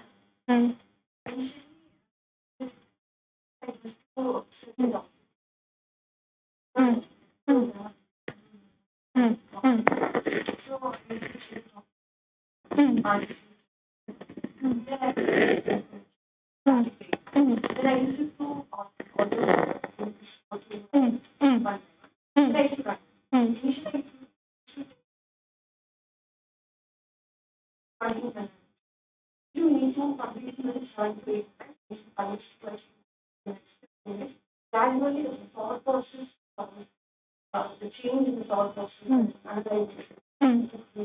way the Yeah. Even, I think, even if you don't write answers, that rough sketch, right? Even if you practice that one in the initial days, that would be very good. That will organize your preparation also. You see, okay, whether if you are reading so much on that topic and still not write, still can't write an answer, means you are not preparing in the right way. Do you understand that? Like, for example, there would be 10 to 15 page notes on each topic. Believe me, over a span of your year, you will gather 10 to 15 pages of notes. But in exam hall, you have 7 minutes and 1 paper. So you have to understand, like, how to consolidate that notes into demand of the question. That comes with practice only. Even if you watch so many topper videos, read so many topper copies, and you have mentors, subject matter experts, no one can help you other than you. Except you, no one can help you. That comes with practice only. Whether you are writing it physically or not, it doesn't matter. That mind map you have to make, right? So reading, writing is a different ball game, and writing in mains exam hall is a different thing. And participating in debates and sitting in civil services interview is a different thing. You can argue with your friends like anything. In interview, it's not argument. Making a point, convincing them. And they are 30 or 40 years with 30 or 40 years experience, which is more than our age. Whatever you say, they will be listening the same things from 100 or 200 aspirants, and they will be bored. And somehow I feel like we are the entertainers for them. like understand, 5 people are sitting there. Like, imagine seeing your facial expressions. You will be in anxiety, nervousness. You will make different statements. That jumping the ship will be there. Everything will be there. That is like good entertainment for them. Really. And I mean, you might have seen so many mock interviews. I would say mock interviews definitely help. That will help you articulate your answers better. That will help you how not to fall into controversies, or structure your answer better in a good way, adds content also. But that interview room, that experience is different. Like, sometimes we expect Okay, for example, Andhra Pradesh is always a burning topic. But I didn't get any question on Andhra Pradesh this time. And the chairperson, Preeti Sudan ma'am, she's an Andhra Pradesh cadre IAS officer. She noted that I am from Andhra Pradesh. Well and good. I'm not going to ask you any questions on Andhra Pradesh. She didn't say that, but nobody asked me question about Andhra Pradesh. Nobody asked. And last time, semiconductors policy was brought in around April, March something, and my interview on May 9th. I worked in a semiconductor company. I emphasize because it's my core topic. I have domain knowledge in that. I want to divert their attention on that topic, at least spend 5 or 10 minutes on that so that I will be free from all these controversial questions. During my intro, I told I'm from computer science engineering. I'm from Andhra Pradesh, only those 2 statements and 5 statements about my work experience. Satyavati ma'am, she is my chairperson at that time. Good. Then why are you coming into civil services? You got a good campus placement. Ho gaya. Cliche question, controversial question. Why? Ma'am, it's not like I worked in semiconductors. You can ask me about semiconductors. No, why did you leave that job? So many things can happen in the interview room. Like, what do you expect? Like, I can't tell any innovative answer. I told you, right? 30 to 40 years of experience. If you say, one night I got that thought and coming to that means you are very spontaneous and not a reliable person. So I have to tell, ma'am, public services is my motto. And there I can't create much impact. I will be able to influence only life of 100 or 200 people. Here I will be influencing around lakhs and lakhs of people. I can help more. And she asked, if you are earning well, you can help people. Ma'am, very small amount, I told. She mentioned good package, everything, all. And it dragged for 2 or 3 minutes. And this time again, I got a question. Since I am from engineering, there are less women in working sector in STEM. Everyone is studying STEM, but women are working, proportion of women working in STEM is very less, and you are one of them. Why are you coming into civil services? That's the question. So my answer was like, ma'am, if I work in STEM, I can only influence, my work will be the only contribution for STEM. If I am in this role, I can inspire so many women and make or give resources to them, at least lakhs or thousands of women to go into STEM. Like that. And there will be bouncers also. Like I got a question like, what's the relation between fruit, apple and physics? And then then I said gravity. Do you believe that story? It's a child story. And then what is gravitational force? Typical definition. What is gravitational force?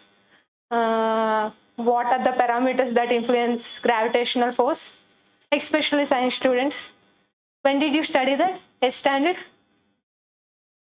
Like that. If you are from humanities, some humanities question like that. And then Gordon Moore, unfortunately, he passed away that week. And I worked in semiconductors. Tell me about Moore's law. What do you know about Gordon Moore? Questions like that. You have to be like prepared. Interview, yeah, there is no syllabus for interview. Mains and prelims, you have syllabus. In interview, you don't have syllabus. You have to be very precise, slow, composed. You have to talk in a all-round way, comprehensive manner. You have to understand that issue well.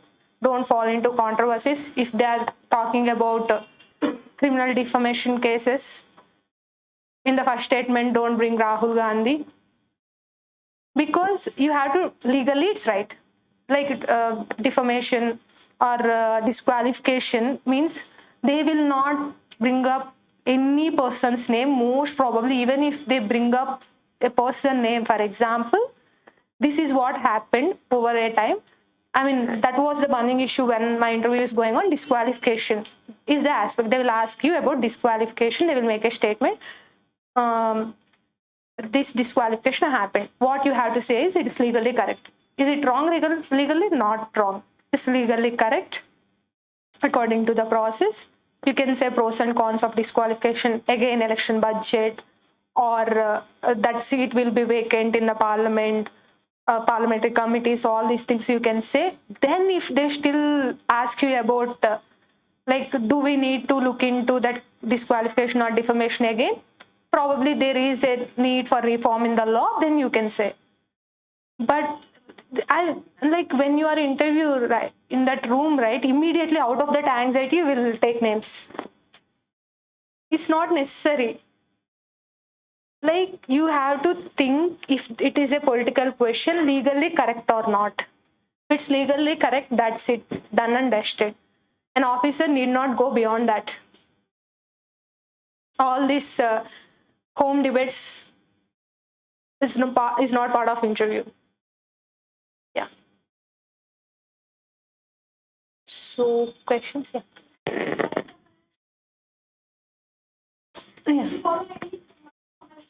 Yeah, current affairs, newspaper, that analysis, plus monthly magazine of any institute.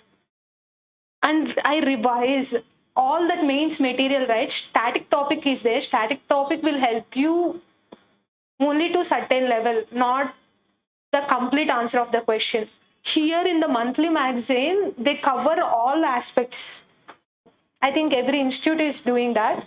You can revise monthly magazines or weekly things or anything, because instead of us doing that research, because we don't know where to stop. Example, like how much time will you spend on uniform civil code? You can go and bring like Silokai report, everything, read that report entirely. Where to stop? You can read Kurukshetra, Yojana, PIB articles, everything. But still, we don't know where to stop. Monthly magazine is like good time saver. That's what I believe. So current affairs, those are the only 3 things I followed. Occasionally, I go into PIB also, depending on time or something.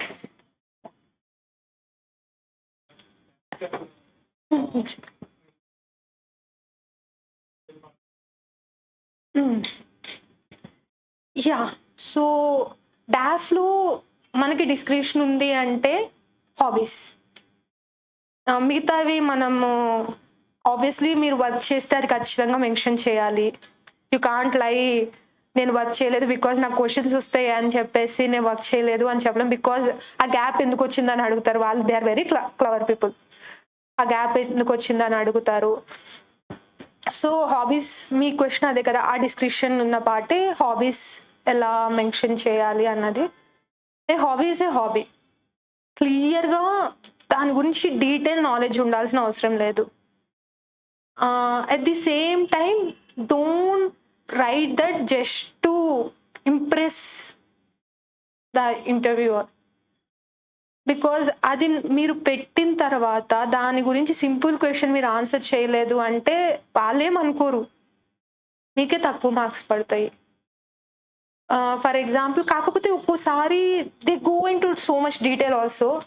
దానివల్ల disappoint అవ్వద్దు. ఎందుకు అంటే sometimes I heard someone put cricket as their hobby and they ask someone to draw the trajectory of the ball.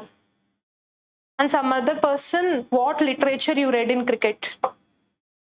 Some books on cricket, authors. So things happen like that. Alaanti questions ki manam answer cheyalanna rule ledu. For example, poetry is my hobby. If someone asks me read out Shakespeare's Hamlet or sonnet ante నాకు తెలియదని చెప్తాను. Genuine thing.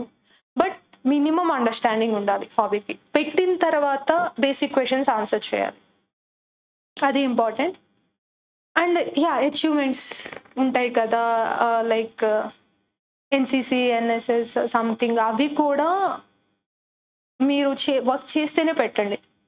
Don't lie on DOF. కనిపెట్టేస్తారు, ఈజీగా కనిపెట్టేస్తారు. And don't put any elite hobbies, Formula 1. You can put, I watch Formula 1, not race Formula 1. ఇండియాలో circuit ఉందే ఒకటి, ఎక్కడ race చేస్తాము. దాని తర్వాత మళ్ళీ కార్ స్పీడ్ అడుగుతారు, అదే అడుగుతారు. మీరు రేస్ చేయకపోతే చాలా ప్రాబ్లం వస్తుంది.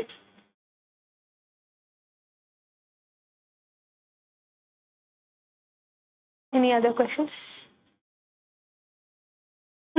What should not read for memes? What should not read for memes? Cinema page in newspaper. Just joking. అంటే ఏ ఆస్పెక్ట్లో like Complete opposite. Don't make lot of resources. What should we read for memes? So ఇప్పుడు current affairs ఉన్నాయి అంటే మీరు ఒక magazine follow అవుతున్నారు, దానికి ఒక static టాపిక్కి ఎకనామిక్స్ ఉంది, ఎకనామిక్స్ అండ్ డెవలప్మెంట్ ఉంది. Ramesh Singh or some other book ఉన్నారు కదా, ఇంకెవరు ఎకనామిక్స్ నితిన్ సింఘానియా ఉన్నారా, సంజీవ్ వర్మ. సో మీరు అది ఫాలో అవుతున్నారు, మీకు ఏదో క్వశ్చన్ కొత్తగా వస్తుంది. For example blue economy it's not there in Ramesh Singh. Okay, నాకు బ్లూ ఎకానమీ క్వశ్చన్ వచ్చిందని చెప్పేసి బ్లూ ఎకానమీ మీద ఏదైనా బుక్ ఉంది, లేకపోతే మన మినిస్ట్రీస్ ఇంత రిపోర్ట్స్ ఇస్తారు, 120 pages report, just because you got blue economy question 120 pages చదవడం it's not feasible, it's not a wise decision. దాని సినాప్సిస్ దాని గురించి తెలుసుకుంటే చాలు. ఎందుకంటే ఎస్పెషల్లీ మనం టెస్ట్ సిరీస్ ఇస్తున్నప్పుడు మన కొత్త క్వశ్చన్ రాగానే నాది ఈ సోర్స్లో లేదు, నాకు ఈ క్వశ్చన్ ఎక్సెప్ట్ అది కాన్సెప్చువల్ క్వశ్చన్. అంటే ఇప్పుడు ఎకనామిక్స్లో జీడిపి గురించి మీ సోర్స్లో లేకపోతే మీరు థింక్ చేయాలి, జీడిపి అంటే ఏంటి, ఇన్ఫ్లేషన్ అంటే ఏంటి, మానిటరీ పాలసీ అంటే ఏంటి, అవి లేకపోతే థింక్ చేయాలి. కానీ ఒక స్కీమ్ లేదు నేను చదివిన సోర్స్ నుంచి అంటే ఆ స్కీమ్ గురించి తెలుసుకోండి. Google is also good thing, కొంచెం తెలుసుకోవాలి తప్పితే. ఓకే, ఎథిక్స్ ఉంది, ఎథిక్స్ వచ్చేసి కేస్ స్టడీస్ గురించి సుబ్బారావు బుక్, సుబ్బారావు సంథింగ్ ఏదో బుక్ ఉంటుంది, అది చదువుతారు. మళ్ళీ కోచింగ్ ఇన్స్టిట్యూట్స్ వాళ్ళ బుక్స్ చాలా ఉంటాయి, అవి చదువుతారు. ఎథిక్స్ టెర్మినాలజీ ఒక రేంజ్లో చదువుతారు. యునైటెడ్ నేషన్స్ వాళ్ళు కొన్ని రిపోర్ట్స్ ఇస్తారు. ఇప్పుడు ఏలో ఉంది, ఒక క్వశ్చన్ వస్తుంది, ఎథిక్స్ ఎలా ఫాలో అవ్వాలి, ఏ రెగ్యులేషన్స్లో పాలసీ మేకింగ్ అనగానే యునెస్కో వాళ్ళు they made regulations in 2019 or something. దాని రిపోర్ట్ సమ్ ఇన్ని పేజెస్ ఉంటుంది, అది అంతా చదివితే టైం వేస్ట్ కదా. That's what they are talking about.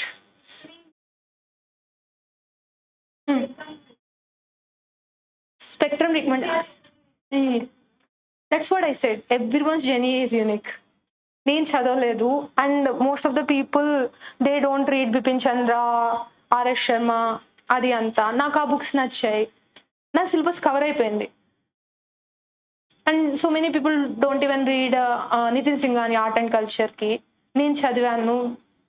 It's different. Spectrum if you feel మీకు సిలబస్ కవర్ కాలేదు అంటే స్పెక్ట్రమ్ చదవండి, రికమెండ్ చేస్తారు. But I didn't read.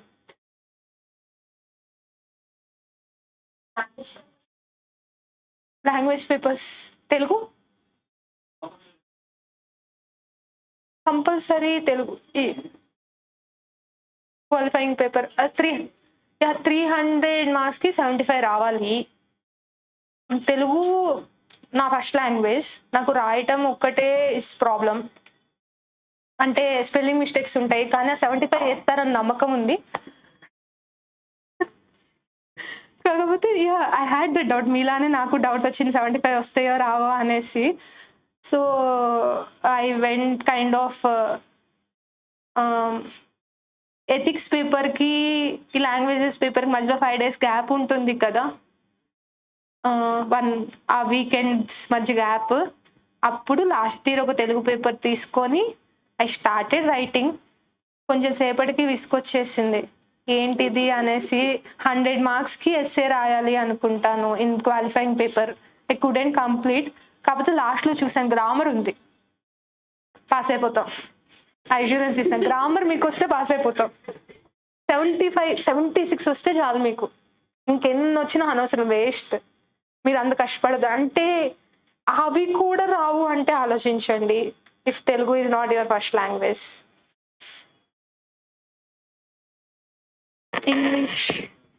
ఇంగ్లీష్లో కూడా గ్రామర్ ఉంటుంది, ఎస్ఏ ఉంటుంది సార్. 100 మార్క్స్కి ఎస్ఏ అంటే మనం ఎట్లా రాసినా 30-40 వేస్తారు. పారాగ్రాఫ్ క్వశ్చన్స్కి ఆన్సర్ చేయాలి. పైన పారాగ్రాఫ్లో ఉంటే అసలుకి చాలా డైరెక్ట్గా ఉంటాయి ఆ క్వశ్చన్స్. తెలుగులో కూడా పారాగ్రాఫ్ క్వశ్చన్స్ ఉంటాయి 60 మార్క్స్కి. 30-40 స్కోర్ చేయొచ్చు. పైన ఆన్సర్ని కింద దింపేయచ్చు. ప్రెసిస్ రైటింగ్ ఉంటుంది. కొంచెం ఇంగ్లీష్ గురించి నేను చెప్పలేను, కానీ తెలుగు అయితే మధ్య మధ్యలో కొన్ని సెంటెన్సెస్ తీసి ఏదో జుగాడ అవుతుంది. 75 వస్తాయి. అంత ఆలోచించొద్దు అని చెప్తాను. But once at least paper model చూడండి, better. And one more thing, you should be healthy physically and mentally. Please, మెంటల్గా హెల్తీగా లేకపోయినా, ఫిజికల్గా లేకపోయినా మీరు పెట్టిన ఎఫర్ట్ అంతా వేస్ట్ అవుతుంది. మన మెయిన్స్ పెట్టే టైము, వైరల్ డిసీజెస్ టైము ఒకటే టైం. నేను 2 మెయిన్స్కి ఐ గాట్ వైరల్ ఫీవర్, ఎక్స్పీరియన్స్తో చెప్తున్నా. ఫస్ట్ మెయిన్స్కి ఐ గాట్ కరోనా, సెకండ్ మెయిన్స్కి సమ్ వైరల్ ఫీవర్. మన ఎగ్జామ్ సెంటర్లో అన్ని ప్లేసెస్ నుంచి వచ్చిన వాళ్ళు ఉంటారు. కొంచెం నేను చాలా ఈజీగా అట్రాక్ట్ చేస్తాను వైరల్ ఫీవర్స్ని. వచ్చేసింది. అంత కష్టపడి నేను public administration paper first time నేను రాసింది 103 degrees ఫీవర్లో. అది సో కొంచెం జాగ్రత్తగా ఉండండి. Not only during exams, everyday eat healthy, eat sufficient food, sleep properly. అప్పుడే వస్తుంది. ఇక్కడ ఇది ఫ్రెష్గా లేకపోతే 20 hours చదివినా అనవసరం. So have some kind of workout. Yeah. 20.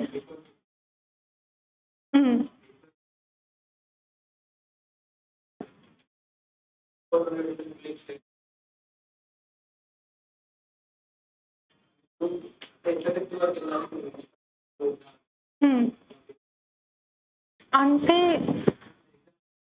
నేను రాశాను సార్. అది ఆ స్ట్రాటజీ నాకు తెలుసుంటే నాకు క్లియర్ అయి ఉండేది.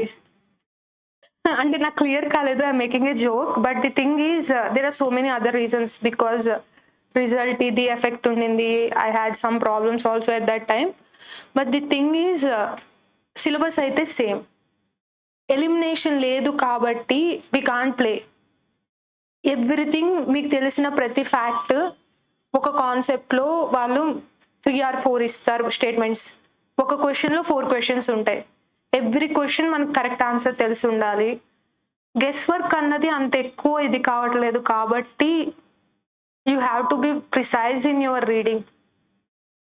అండ్ కొంచెం గుర్తుపెట్టుకునే టాపిక్స్ కూడా పెరిగాయి, ఎస్పెషల్లీ ఎన్విరాన్మెంట్, హిస్టరీ. కొంచెం ఎఫర్ట్ పెట్టాలి. ఎలిమినేషన్ చెప్పలేము, మళ్ళీ నెక్స్ట్ టైం ఎలిమినేషన్ ఉండొచ్చు. యూపీఎస్సీ గురించి చెప్పలేము. Unpredictable, uncertain.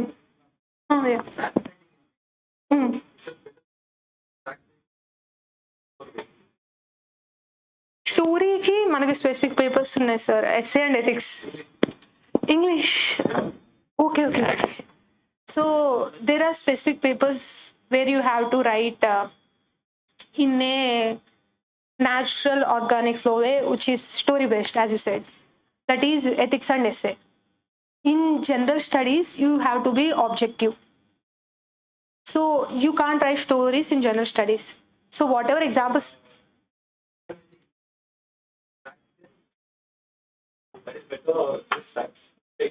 GS straight facts, GS and optional straight facts. In essay you can make up a scenario. You can do mix that fact in story. In GS, straight to the point. In ethics also, you can make a story, short stories, not big ones. In essay you have much liberty, but GS, please, like, answer to the question, nothing more, nothing less. Okay. During the interview, you got a question like that. Do you want to join civil services? You told that service influence many people. If they encounter a question like that, you can join NGO services or you can take initiative of NGO. Where is the power? Where is the power? Practical problem.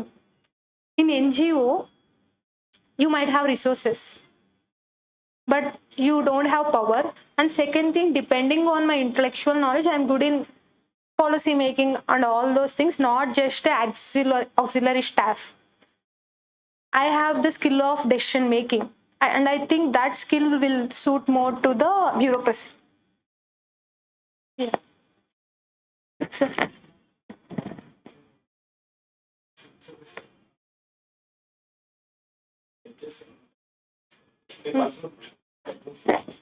personal life or professional thing? Professional, okay.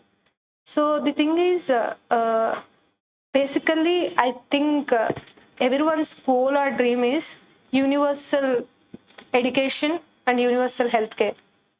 We are seeing like why people are accumulating wealth. There is only two answers: because they want to provide good education to their children, and they want some assurance, some social security that if they get ill at some point in their life, they can still live. ఆ రెండు కనుక మనం ఇండియాలో provide చేసాము అంటే all this capitalist mentality will go away. So government and we can optimize all these schemes and all and put that into universal education and healthcare, basic education. Yeah. Yeah.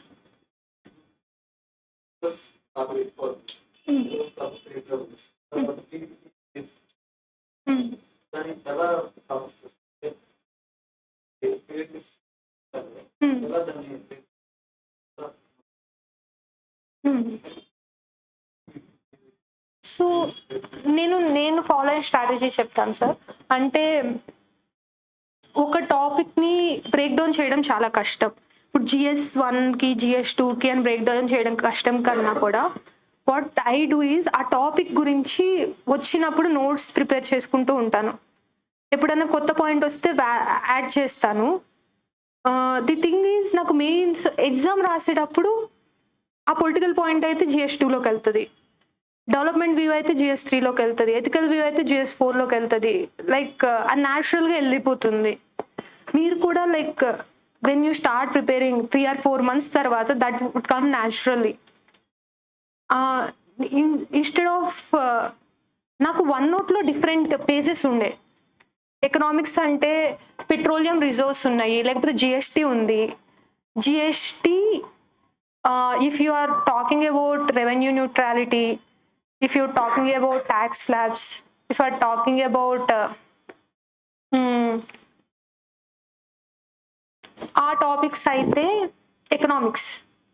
If you're talking about the court case, Union of India versus some court case happened, amendment correct kada, constitutional amendment, GST council undacha leda, that is political thing which can also go into economics.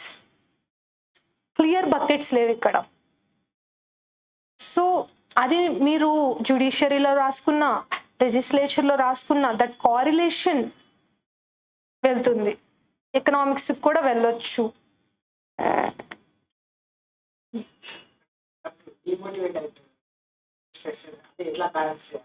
Okay, అందుకే నేను మెంటల్గా హెల్దీగా ఉండాలి అని చెప్పాను. Because there will be so many days where you will be demotivated. I think lows are more than highs. ఈ లోడేసే ఎక్కువ ఉంటాయి. Everyone has stress and frustration. Everyone have their own distraction for that. For me, like working out, exercising physically, at least మీరు work out చేస్తే 4 hours హ్యాపీగా ఉంటారు, not more than that. అందుకని నేను ఎక్కువ అష్యూరెన్స్ ఇవ్వలేను. So whenever I'm frustrated I go for a jog or do some workout. Even morning కూడా before starting my preparation I start with workout. So ఆ thing అన్నది నాకు అప్పుడు పోతుంది. Especially you will get demotivated when your mains mock test, that evaluation happens and you get the result, you will get demotivated. So మీరు డేలో if you start preparation at 8:30, 9 or 10 o'clock and that result message or that mail comes afternoon, లేకపోతే ఒక్కోసారి మార్నింగే వస్తుంది, mail రాగానే open చేయకండి. అక్కడ మీరు బాగా రాశాను అనుకున్న పేపర్ కూడా 80 మార్క్స్ రావచ్చు, 90 మార్క్స్ రావచ్చు, చెప్పలేము, చాలా అన్సర్టైన్గా ఉంటుంది. So my strategy is like to open that mail at night 10 o'clock. 10 o'clock నేను ఓపెన్ చేస్తాను. రిజల్ట్ బాగానే ఉంటే హ్యాపీగా నిద్రపోతాను ఆ రోజు. రిజల్ట్ బాగాలేకపోతే ఒక 1 hour బాధపడి నిద్రపోతాను. Eventually we have to sleep. మన బాడీ సైకిల్ ఉంటుంది, eventually we have to sleep. So అలా నిద్రపోయిన తర్వాత మార్నింగ్ లేచేసరికి ఎమోషనల్ ఆస్పెక్ట్ పార్ట్ అయిపోతుంది. You will be objective. అప్పుడు నాకు ఎందుకు మార్క్స్ తగ్గాయి అని అనలైజ్ చేసుకుంటా. ఎమోషనల్ ఆస్పెక్ట్ అంతా నిద్రలో అయిపోతుంది. ఇంకేమి వీళ్ళు నాకు ఎవాల్యుయేటర్ ఎందుకు నాకు మార్క్స్ వేయలేదు అవన్నీ ఆలోచించు అంటే ఎమోషనల్గా ఆలోచించరు. You will understand it objectively. That's one strategy I followed. Prelims result కూడా 60 వచ్చినా 70 వచ్చినా నాకు వచ్చేస్తుంది అన్నట్లు ఉండేదాన్ని. ఇంటర్వ్యూస్, మాక్ ఇంటర్వ్యూస్ ఒక్కోసారి they go bad, all these things. It's okay, నా మూడ్ బాగాలేదు ఈరోజు అనుకుంటాను నేను, ఆర్ ఇంటర్వ్యూ మూడ్ బాగాలేదు అనుకుంటాను. At least first 2 hours. Then your brain is train like that. After that sleep is such a great escape mentally. బాగా frustrate అయితే అప్పుడు కూర్చొని చదివితే ఏం ఎక్కదు. Sleep 2 or 3 hours. Next you will think rationally again. Okay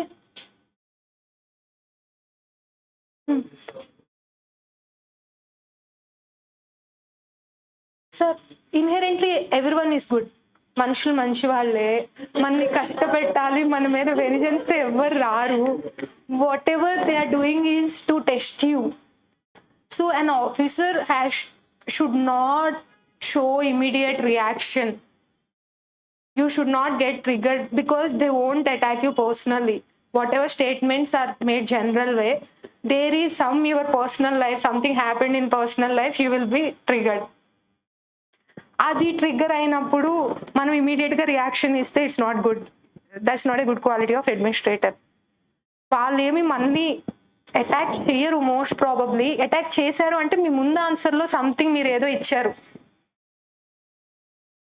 so and see that మీరు ఏదైనా criticize చేసినప్పుడు like keep in mind they are administrators, they are in this service. Don't criticize civil services, don't criticize India, don't criticize any government official, don't overly criticize any government policy. That person can be the main maker or main brain behind that policy. Beti bachao, beti padhao, if you talk about that policy in a negative way, the person who asked that question can be secretary of Ministry of Women and Women Empowerment or something. Gaya marks, then he will take it personally, even if you are objective. Everyone has some ego complex, right? Don't overly criticize anything. Be very objective, be very generic, and don't make sweeping statements. Don't do that. Yeah, any other questions? Madam, Yeah. public administration వచ్చి Rajani sir కూర్చున్నాడు, మరి నేను station పాడి ఫాడియా నేను చదవలేదు sir. అందుకే నా 300 రాలేదేమో, నాకు తెలీదు. చదివితే వస్తేమో తెలీదు. బట్ యాజ్ పర్ సిలబస్ నాకు సరిపోయింది. And one more thing is మనం జిఎస్లో కూడా చాలా కవర్ చేసి ఉంటాం. Second paper law and order Rajni గోయల్లో ఉండదు. సో నేను లా అండ్ ఆర్డర్ స్ట్రక్చర్ ఏంటి అని చూశాను. అది అంతా ఇగ్నూలో దొరుకుతుంది. థింక్ ఎంఏ ఆర్ బిఏలో ఎంటైర్ పోలీస్ అడ్మినిస్ట్రేషన్ స్ట్రక్చర్ అంతా ఉంటుంది. డీజీపీ, ఐజీ, అది అంతా అక్కడ ఉంటుంది. ప్రాబ్లమ్స్ ఏంటి, జర్నలిస్ట్ వర్సెస్ స్పెషలిస్ట్, అవి అంతా ఇగ్నూలో కవర్ అవుతుంది. The main thing you have to think about is not about book covering syllabus or not. Petrol సంబంధించి మోహిని పట్టాచారి అలాగే సరిపోతే మళ్ళీ తర్వాత సాధారణ నికోలస్ హెన్రీ చదివారా సార్ మీరు కూడా? బాగా okay okay.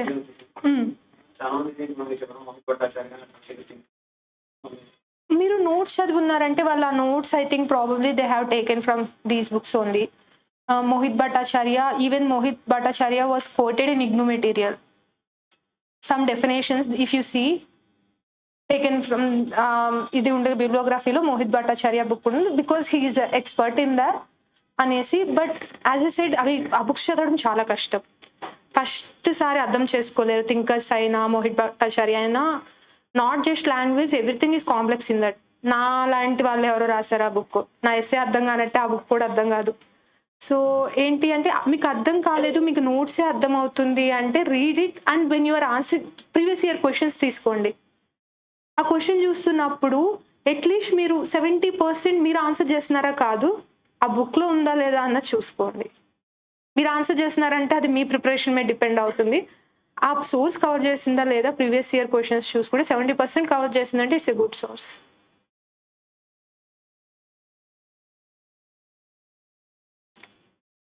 Any other questions? ఆ క్వశ్చన్ ఎవ్వరు అడగలేదు అని I'm just thinking. Yeah 61% doubt వస్తుంది. 61% లైక్ గుడ్ సార్. ఎందుకు మీరు దాన్ని తక్కువ అనుకుంటున్నారు? లైక్ ఎవరు అంటే ఇంటర్వ్యూలో క్వశ్చన్ చేస్తారు అనేసి sir.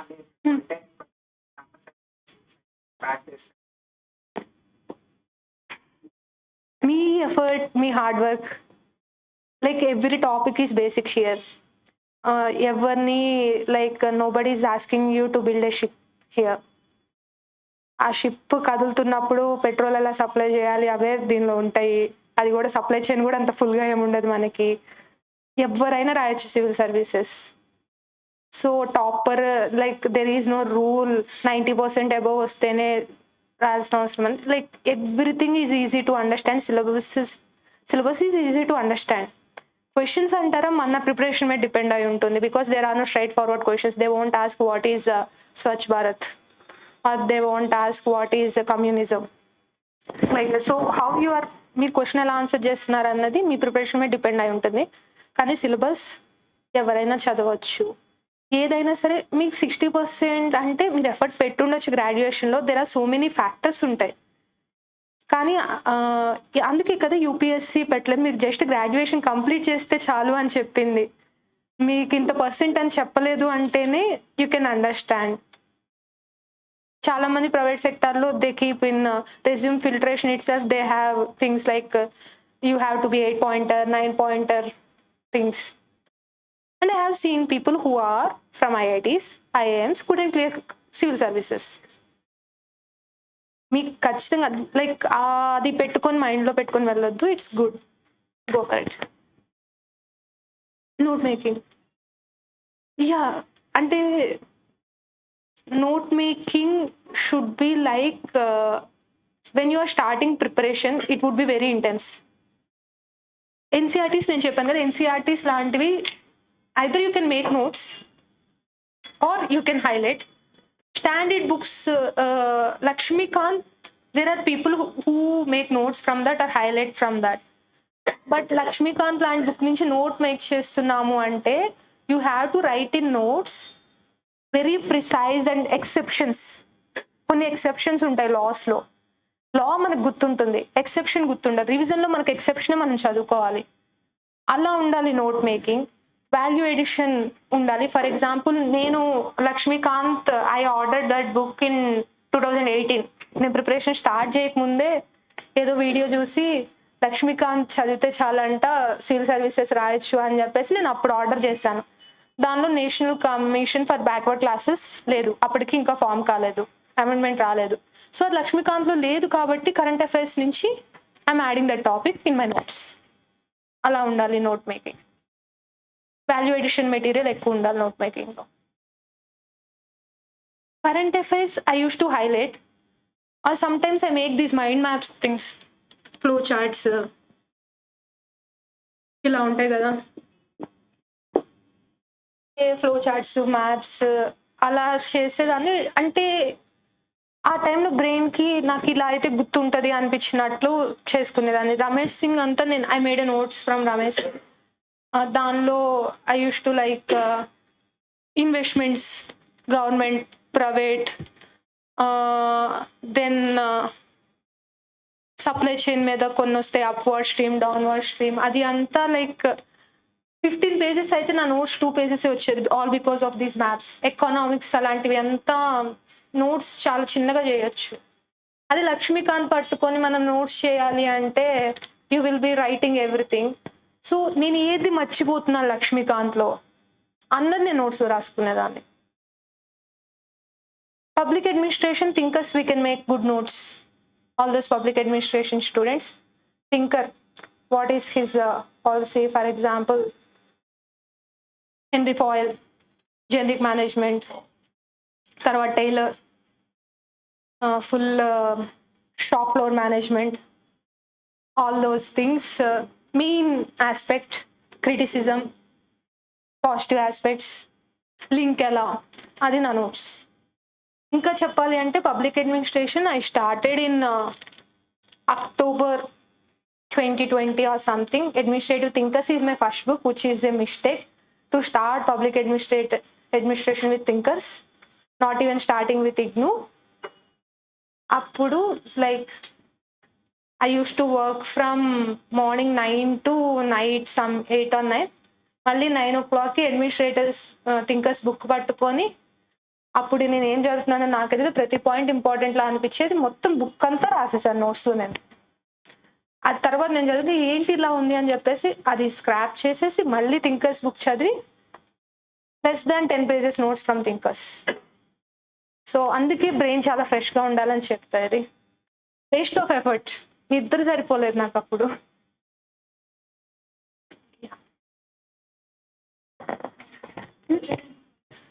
Budget, budget. So budget ఫుల్గా అయితే నేను చదవలేదు ఎప్పుడు. Okay sir, I didn't read budget fully. Economic survey I made it a point to read because there are so many facts in that economic survey. In budget, I used to read about the government schemes, just what is that scheme is, or you can follow some summary video on YouTube. They will upload, and you can follow ma'am's speech, finance minister's speech, and then if you are making notes out of budget, when you watch the video of that summary or reading the PDF of that summary, you will be making notes of that, all the highlight points, right? Like this time she focused on 6 core issues. You have to segregate that, and in each core issue you have to write what are the schemes or what departments is going to get the money.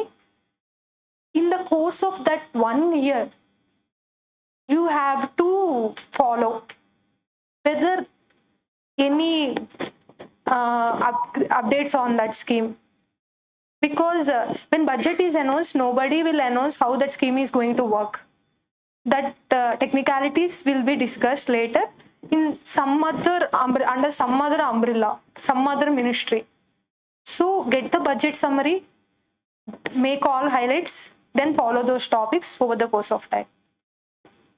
And have a vague idea about statistics, like how the macroeconomic indicators are going, not the exact numbers.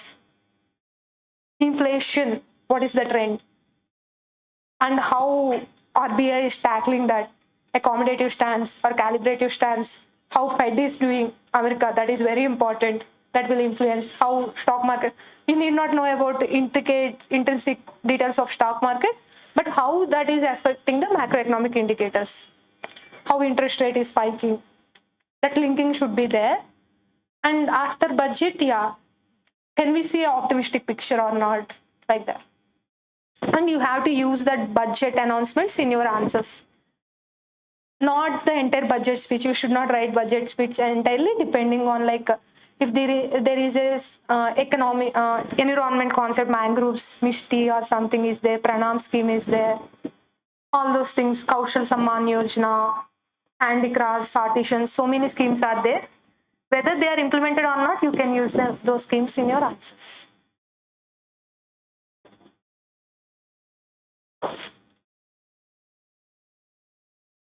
Any other questions?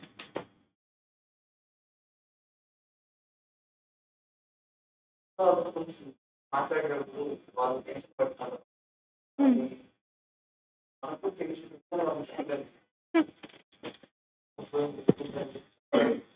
Sir. మనం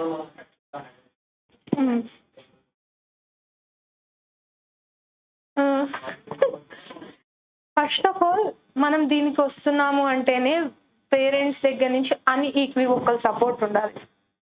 like full support. ఆ 2 yearsకి ఇవ్వచ్చు, 3 yearsకి ఇవ్వచ్చు, ఆ support ఏదైనా ఉంటుంది. నేను ఒక example చెప్తాను. నా friend he not related to UPSC, how he handle was like to tell the parents I'm going to clear, I know what I am doing, don't question me on that. So ఇనీషియల్గా when I'm writing my first prelims, నేను test series చేస్తున్నప్పుడు మా parents కూడా అడిగేవాళ్ళు ఎన్ని marks వస్తున్నాయి. When I said 60 or 70, even they are tens వస్తున్నాయి అని చెప్పేసి I use to say the same thing, I know I'm going to get good marks అనేసి. ఆబ్వియస్లీ పేరెంట్స్ సైడ్ నుంచి కూడా ఉండాలి, మనమే టెన్షన్లో ఉంటాము, మన ఎందుకు డిస్టర్బ్ చేయాలి అనేసి. నాకు పెద్దగా ప్రాబ్లం రాలేదు. My mom dad was like, do you need any other help, why don't you think about coaching అది ఇది అన్నప్పుడు ఐ యూస్ టు కన్విన్స్, లేదు నాకు I'm going the right direction, నా స్కోర్ ఇంప్రూవ్ అవుతూ ఉంది, ఒక్కోసారి పడిపోతుంది బికాజ్ పేపర్ అలా ఇలా అవుతుంది అనేసి. అండ్ వన్ మోర్ థింగ్ ఏంటి అంటే, నేను లాస్ట్ ఎండింగ్ వరకు ఫెయిల్యూర్ చూడలేదు. You see my journey right. First time itself I went up to interview. వాళ్ళకి ఆ డౌట్ వచ్చి ఛాన్స్ లేకుండా పోయింది. There is no gap. ఇంటర్వ్యూలో ఎప్పుడైతే పీడిఎఫ్లో నేమ్ లేదు, 5 daysలో ప్రిలిమ్స్ ఉండింది. ప్రిలిమ్స్ రాశాను. యా, బిట్వీన్ దట్ టైం వాళ్ళ సపోర్ట్ బాగుంది. నాకైతే చాలా సెకండ్ థాట్స్ వచ్చే, అవసరమా లేదా, can I go back to software అది ఇది. మా పేరెంట్స్ లేదు like if you went to interview in the first attempt itself, I think you gonna clear that అనేసి. They are the motivators. So కొంచెం కష్టం నాకు. వాళ్ళ నుంచి ఎప్పుడు పాజిటివ్గానే ఉండింది. వాళ్ళు టెన్షన్ పడుతున్నా కానీ they mask the tension before me. నేను టెన్షన్ని క్లియర్ చేసుకునే కన్నా కూడా పేరెంట్స్కి they have to be like very supportive and optimistic. అది మీరు ముందు ఎగ్జామ్ ముందే మీరు ఎలా దాన్ని వాళ్ళని బ్రెయిన్ వాష్ చేస్తారన్నది depends on your convincing skills. You are going to become an administrator అయి ఉండాలి.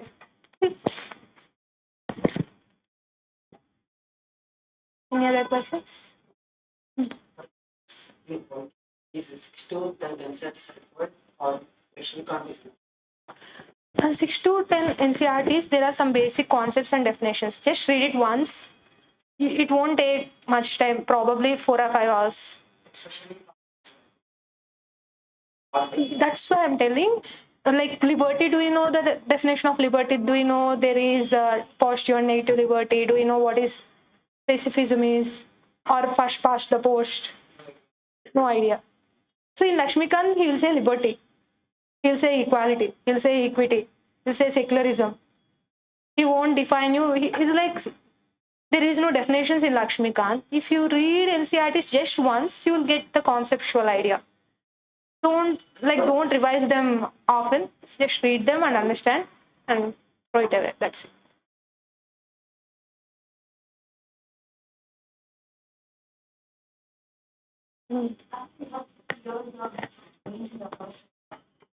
Just for the interview, or else you think if I miss this interview or I have to. Yeah, that's the toughest period. Like even to like you have to have your leg on 2 ships. That's true. You have to prepare for prelims, you have to prepare for interview. For the next attempt you have to prepare for prelims and interview also. So whenever, like if I am reading newspaper, my mindset was like that. Immediately after mains, like okay, what if they ask a question like this? Before mains, my mind was not like that. So immediately after mains, I was thinking in that aspect, what if they ask question? Like writing is different, answering and convincing someone is different.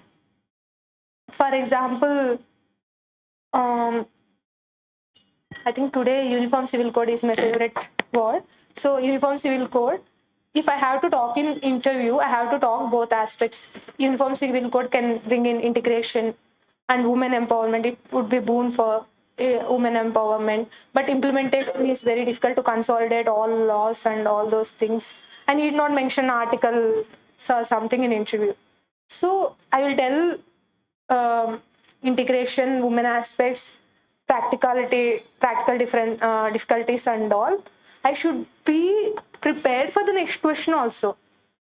Women empowerment, I mean, there are alternatives also, right? At the end, I'm going to say the law commission decision. It's not desirable at this point of time, taking all the communal tensions in India. So they will ask, you said that will improve women, the position of women in the society, and you are saying it's not desirable. So is it like, it's a negating statement, right? Then I have to be well prepared. There are alternatives for women empowerment. What are those alternatives without having UCC? So you have to think like that. So your mind will think automatically, like, what if I get this question? What if I get that question? So immediately, like poetry, I started reading more about poetry because I am sure I'm going to put that in DAF. Or like what poet, like what is her background, what made her write this, what made her write that. Like that you will think. At the same time, prelims, you have to manage your time. If you are preparing 4 hours means before result, I will prepare 1 hour for interview, 3 hours for prelims. After result, after qualifying in mains, I will prepare 3 hours for interview and 1 hour for prelims. Like that.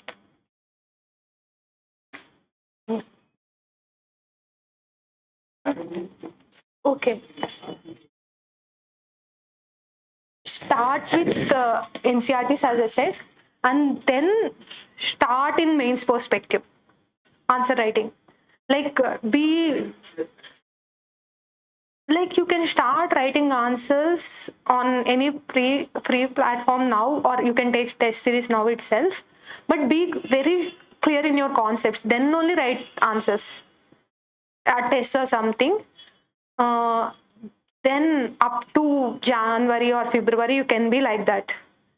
Cover optional. First of all, is July, right? July, August, and September, you can cover your optional. Like cover, like read previous year questions, like how questions are being asked. Don't focus much on them because same questions won't be asked. Like see the pattern. Then if you are weak in CSAT, like just improve your math. Why I'm saying to write answers is that will improve your speed. So make it a point and start collecting good stories for essays, because this is free time, right? After qualifying in prelims, you won't get free time. These essay stories and all, if you revise, that will be very organic thing. So yeah, use this time to collect interesting stories, focus on optional and ethics, and then from February, focus on prelims. After, if you clear prelims, then write dedicated full length tests, improve your speed and all, get feedback, everything. And then, yeah, that would be optimal way. Focus on your optional first, if you have so much time.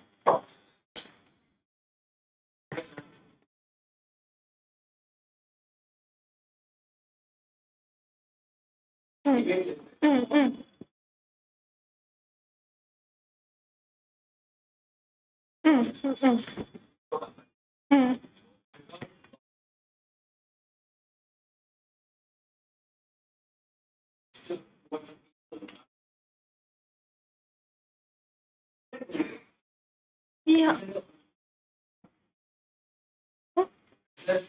Okay, yeah.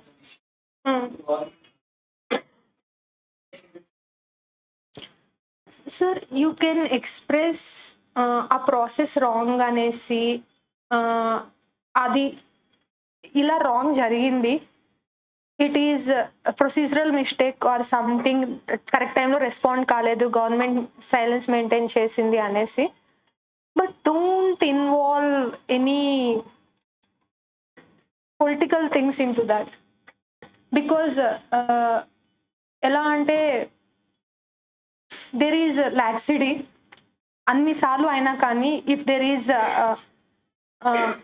All these assault cases ఒక internal committee ఉండాలి sports బాడీలో ఉమెన్కి. ఆ committee ఉందా లేదా? So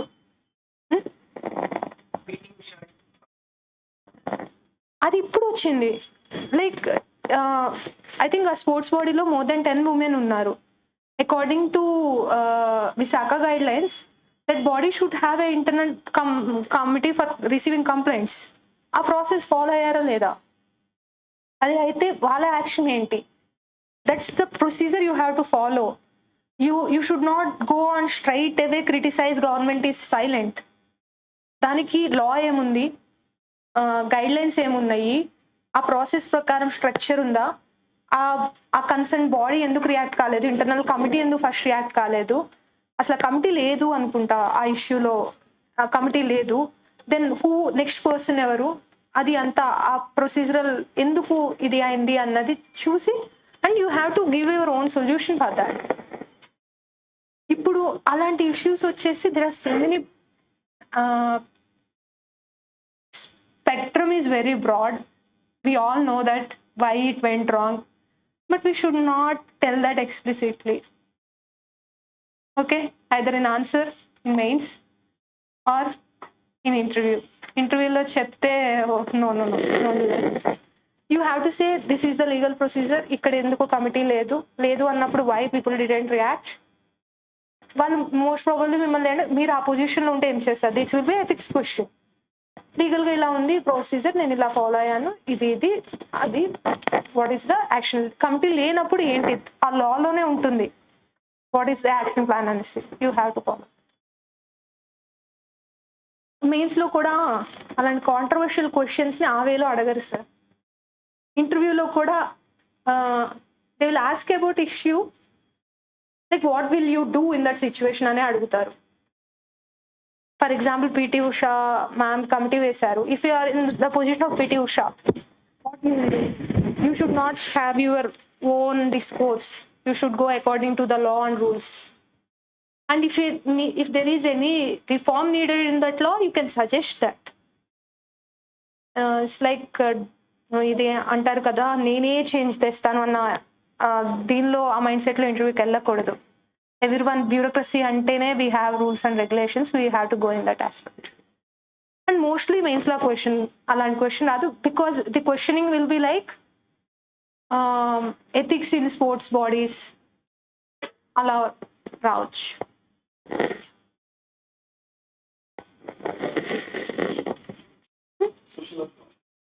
sociology optional idea లేదు sir నాకు. I'm not the right person.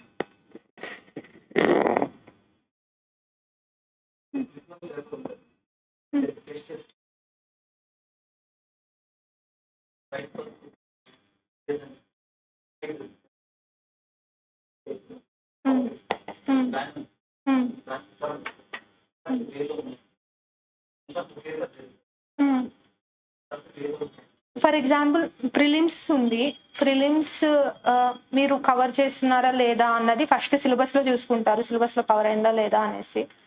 Next previous year paper అన్న చూస్తారు, అప్పుడు వాడిచ్చిన యాంగిల్స్ అన్నీ కవర్ అయ్యాయి అంటే ఎగ్జాక్ట్ క్వశ్చన్ మీకు తెలుసా లేదా అన్నది కాదు. విజయనగర కింగ్డమ్ గురించి ఏదో క్వశ్చన్ వెళ్తే దాని గురించి అట్లీస్ట్ మీకు ఒక అండర్స్టాండింగ్ ఉందా లేదా, ప్రిసైజ్గా తెలియకపోవచ్చు, అది మీరు రివిజన్లో తెలుసుకుంటారు. అట్లీస్ట్ దాని గురించి తెలుసా లేదా అన్నది మనకు తెలియాలి. నెక్స్ట్ మనం టెస్ట్ మాక్ టెస్ట్ రాస్తున్నప్పుడు 100 క్వశ్చన్స్లో ప్రిసైజ్గా అట్లీస్ట్ 25 క్వశ్చన్స్ లేదన్నప్పుడు hopeless case. That's the good way.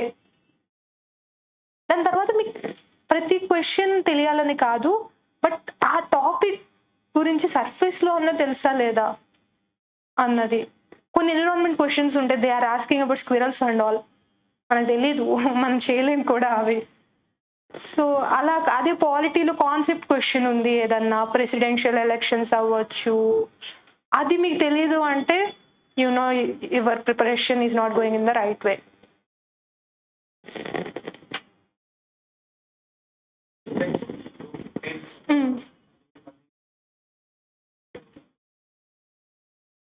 Time అన్నది స్పెసిఫిక్గా ఉండదు sir. So have a good set of people. Don't make friends only in UPSC circle. Have some other friends also. ఇక్కడ frustration ఉంటే అందరికీ ఫ్రస్ట్రేషన్ ఉంటుంది ఇప్పుడు. So have good friends. బాగా లోగా ఉన్నప్పుడు టాక్ విత్ దెమ్. వాళ్ళ గురించి కూడా తెలుసుకోండి, మీ ఒక్కరి గురించి మాట్లాడకుండా. పేరెంట్స్తో మాట్లాడండి, ఫ్యామిలీతో మాట్లాడండి. If you think you need a break, take a break for one day. Introverts నేను అంటే నేను ఎక్స్ట్రోవర్ట్ లాగా కనిపించాను సార్ మీకు? అంటే చాలా ఇప్పుడు వెబ్ షో, ఇంటర్నెట్ ఎంత ఉంది, ఒక వెబ్ సిరీస్ పట్టుకోండి. అంటే చెప్పాను కదా, SQ don't completely remove them from your life. Sleep Sanity and season 3 or 4 of your favorite web series. అంటే బింజ్ వాచ్ అంతా చేయకండి. వెబ్ సిరీస్ అవ్వచ్చు, లేకపోతే నాకు I go for a jog, లేకపోతే talk with people, or go for like read a book. మీ ఇష్టం, gardening, ఏదో ఒకటి. ఎవరి డిస్ట్రాక్షన్ వాళ్ళకు ఉంటుంది. కుకింగ్, ఏదో ఒకటి. 5 o'clock. ఇంకేమైనా క్వశ్చన్స్ ఉన్నాయా? I'm happy to answer.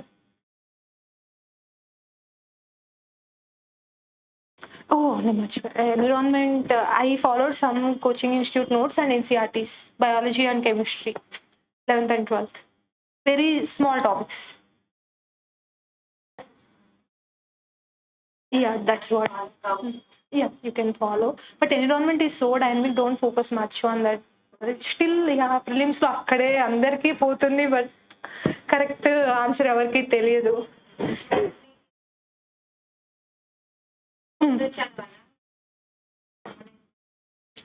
మొత్తం స్టాటిక్ సిలబస్ అయిపోయిన తర్వాతే, అంటే ప్రీవియస్ ఇయర్ క్వశ్చన్స్ ఉన్నాయి కదా, దాని నుంచి ఫస్ట్ ప్యాటర్న్ అర్థం చేసుకోండి.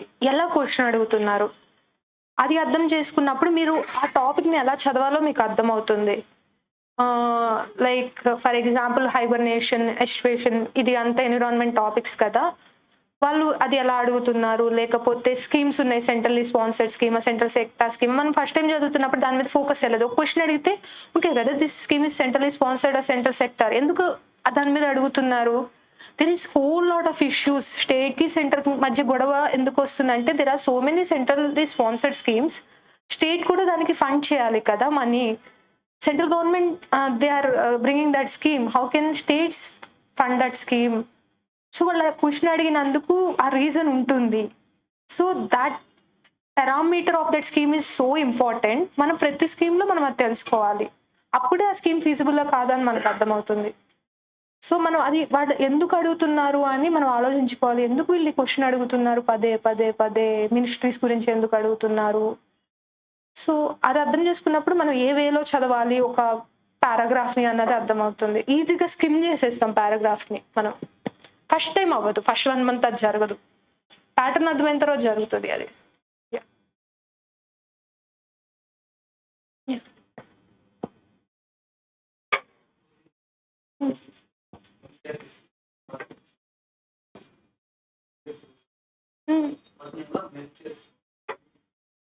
ఎన్సీఆర్టీస్ మీరు ఒకసారి చదివారు అంటే మహా అయితే 1 or 2 times రివైజ్ చేస్తారు, అంతమించి ఎక్కువ చేయరు. NCERTs is not that much, అంత ఏమీ స్ట్రెస్ చేయాల్సిన పని లేదు. బేసిక్గా అర్థం చేసుకుంటే చాలు, ఎక్సెప్ట్ హిస్టరీ తప్పితే. దెన్ కరెంట్ అఫైర్స్ ఫాలో అవ్వాలి, దానికి చేయగలిగింది ఏం లేదు. మీ న్యూస్ పేపర్ నుంచి మీరు ఓన్ నోట్స్ చేసుకుంటారా, సమ్మరీస్ చూస్తారు. న్యూస్ పేపర్ అయితే ఖచ్చితంగా చదవండి, నోట్స్ చేసినా చేసుకోకపోయినా న్యూస్ పేపర్ చదవండి. సమ్మరీసా, మంత్లీ మ్యాగజైన్సా, అది మీ ఇష్టం, మీకు ఏది కంఫర్టబుల్. వీక్లీ మ్యాగజైన్సా, డైలీ మ్యాగజైన్సా, మీ ఇష్టము. సోర్స్ అన్నది ఒక టాపిక్ మీద ఒకటే సోర్స్ ఉండాలి, అది కీ పాయింట్. ఒక టాపిక్ మీద ఒకటే సోర్స్. ఇప్పుడు ప్రెసిడెన్షియల్ ఎలక్షన్ గురించి చదువుతున్నప్పుడు లక్ష్మీకాంత్ కన్నా కూడా ఎక్స్ట్రా వెళ్ళి ప్రెసిడెన్షియల్ ఎలక్షన్ గురించి చదవాల్సిన అవసరం లేదు. That's it. కాకుండా వేరే వస్తుంది. వేరేది కరెంట్ అఫైర్స్ సార్ అవి. ఆ బుక్లోది కాకుండా ఒక్క క్వశ్చన్, రిటర్న్ ఆఫ్ ఇన్వెస్ట్మెంట్ అనే కాన్సెప్ట్ తెలుసా మీకు? రిటర్న్ ఆఫ్ ఇన్వెస్ట్మెంట్ అంటే మనం ఎంత ఇన్వెస్ట్ చేసినాం ఎంత రిటర్న్ వస్తుంది, రెండు ప్రపోర్షనేట్గా ఉంటేనే ఇన్వెస్ట్ చేయాలి. ఒక్క క్వశ్చన్ వచ్చిందని చెప్పేసి 200 pages బుక్ చదువుతారా? ఒక్క క్వశ్చన్ వచ్చిందని చెప్పేసి 200 pages బుక్, నెక్స్ట్ ఇయర్ అలాంటి క్వశ్చన్ వస్తుందో లేదో తెలీదు. మీరు అలా చదువుతూ పోతే ఐ థింక్ 100 to 200 books చదవాలి based on the question. So return of investment అన్నది లైక్ నేను ఇది చదువుతున్నాను అంటే దాని మీద ఎక్కువ క్వశ్చన్స్ వచ్చాయా లేదా అన్నది. ఒక క్వశ్చన్ ఆబ్వియస్లీ మన ఫేట్ని డిసైడ్ చేస్తుంది ప్రిలిమ్స్లో. అలా అని చెప్పి ప్రతి క్వశ్చన్ 100 questions ఆన్సర్ చేయాలి అనుకోవడం కూడా it's not a wise strategy. Like there is no standard recipe for this preparation sir, మీరు అది అర్థం చేసుకోవాలి. ఏదో నాకు ర్యాంక్ వచ్చింది కాబట్టి నేను చెప్పింది ఇప్పుడు మీరు వింటున్నారు. ఆ పీడిఎఫ్లో నా పేరు అటు ఇటు అయి లేకపోతే పక్కకి వెళ్ళమ్మా అంటారు మీరే. That's what it is. ఎవ్వరికీ ఉండదు. ఇప్పుడు నేను 2 prelims వరుసగా క్లియర్ చేశాను. I didn't stop at any point in my journey. ఇప్పుడు ప్రిలిమ్స్ ఇది కాలేదు అంటే యూ కెన్ అండర్స్టాండ్ మన స్ట్రాటజీ ఎప్పుడు వర్క్ కాదు, వర్క్ అయితే అయింది అనుకోవడము, బట్ కంప్లీట్గా హోప్లెస్గా ఉండకూడదు. మనకి దానికి ఏం పారామీటర్స్ అన్నది మన మైండ్ మనకు అర్థమవుతుంది. If you study dedicatedly for 2 months you will understand. Dedicated preparation, discipline ఉండాలి. అండ్ లైక్ ప్రిసైజ్గా నాకు లైక్ కంప్యూటర్ సైన్స్లో మాకు ఇది ఉంటుంది, సెగ్మెంటేషన్ ఫాల్ట్ కోడ్ డంప్డ్ అనేసి. అలా ఏమీ ఈ preparation there is no such warning message, segmentation fault code dumped అనేసి. సో కష్టం. మీరు అడుగుతున్న క్వశ్చన్స్కి I don't have precise answers to be punished.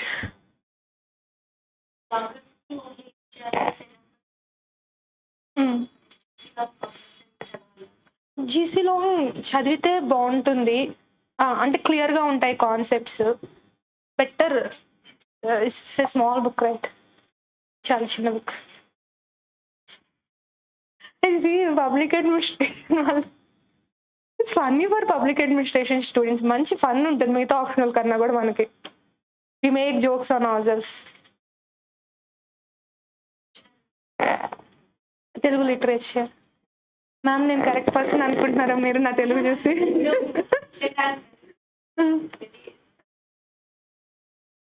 మీకు literature if you are good in that take it. ఇంకా అడ్వాంటేజ్ కూడా ఉంటుంది, like not so many people. Yeah మీకు నమ్మకం ఉంటే తీసుకోండి. నాకు అంటే నాకు ఇష్టమైన సబ్జెక్ట్ నేను తీసుకున్నాను, మీకు ఇష్టమైన సబ్జెక్ట్ చదవగలుగుతాను అని. సిలబస్ చూసారా? పక్క ఆప్షనల్ సిలబస్ కూడా చూసారు కదా? మీకు తెలుగు లిటరేచరే నచ్చింది కదా, తీసుకోండి. అంటే ఎవరన్నా if you know someone from Telugu literature who took that already, like తెలిస్తే just ask them like what is it like. ఇప్పుడు పబ్లిక్ అడ్మినిస్ట్రేషన్ తీసుకునేటప్పుడు సబ్జెక్ట్ చాలా బాగుంటుంది, చాలా ఇంట్రెస్టింగ్గా ఉంటుంది. కొంచెం దానిలోకి దిగి తెలుసుకున్న వాళ్ళకే తెలుస్తుంది. అలా ఏమన్నా తెలుగు లిటరేచర్లో కొత్త సర్ప్రైజెస్ ఏమన్నా ఉంటే people will know. Yeah done. Thank you everyone.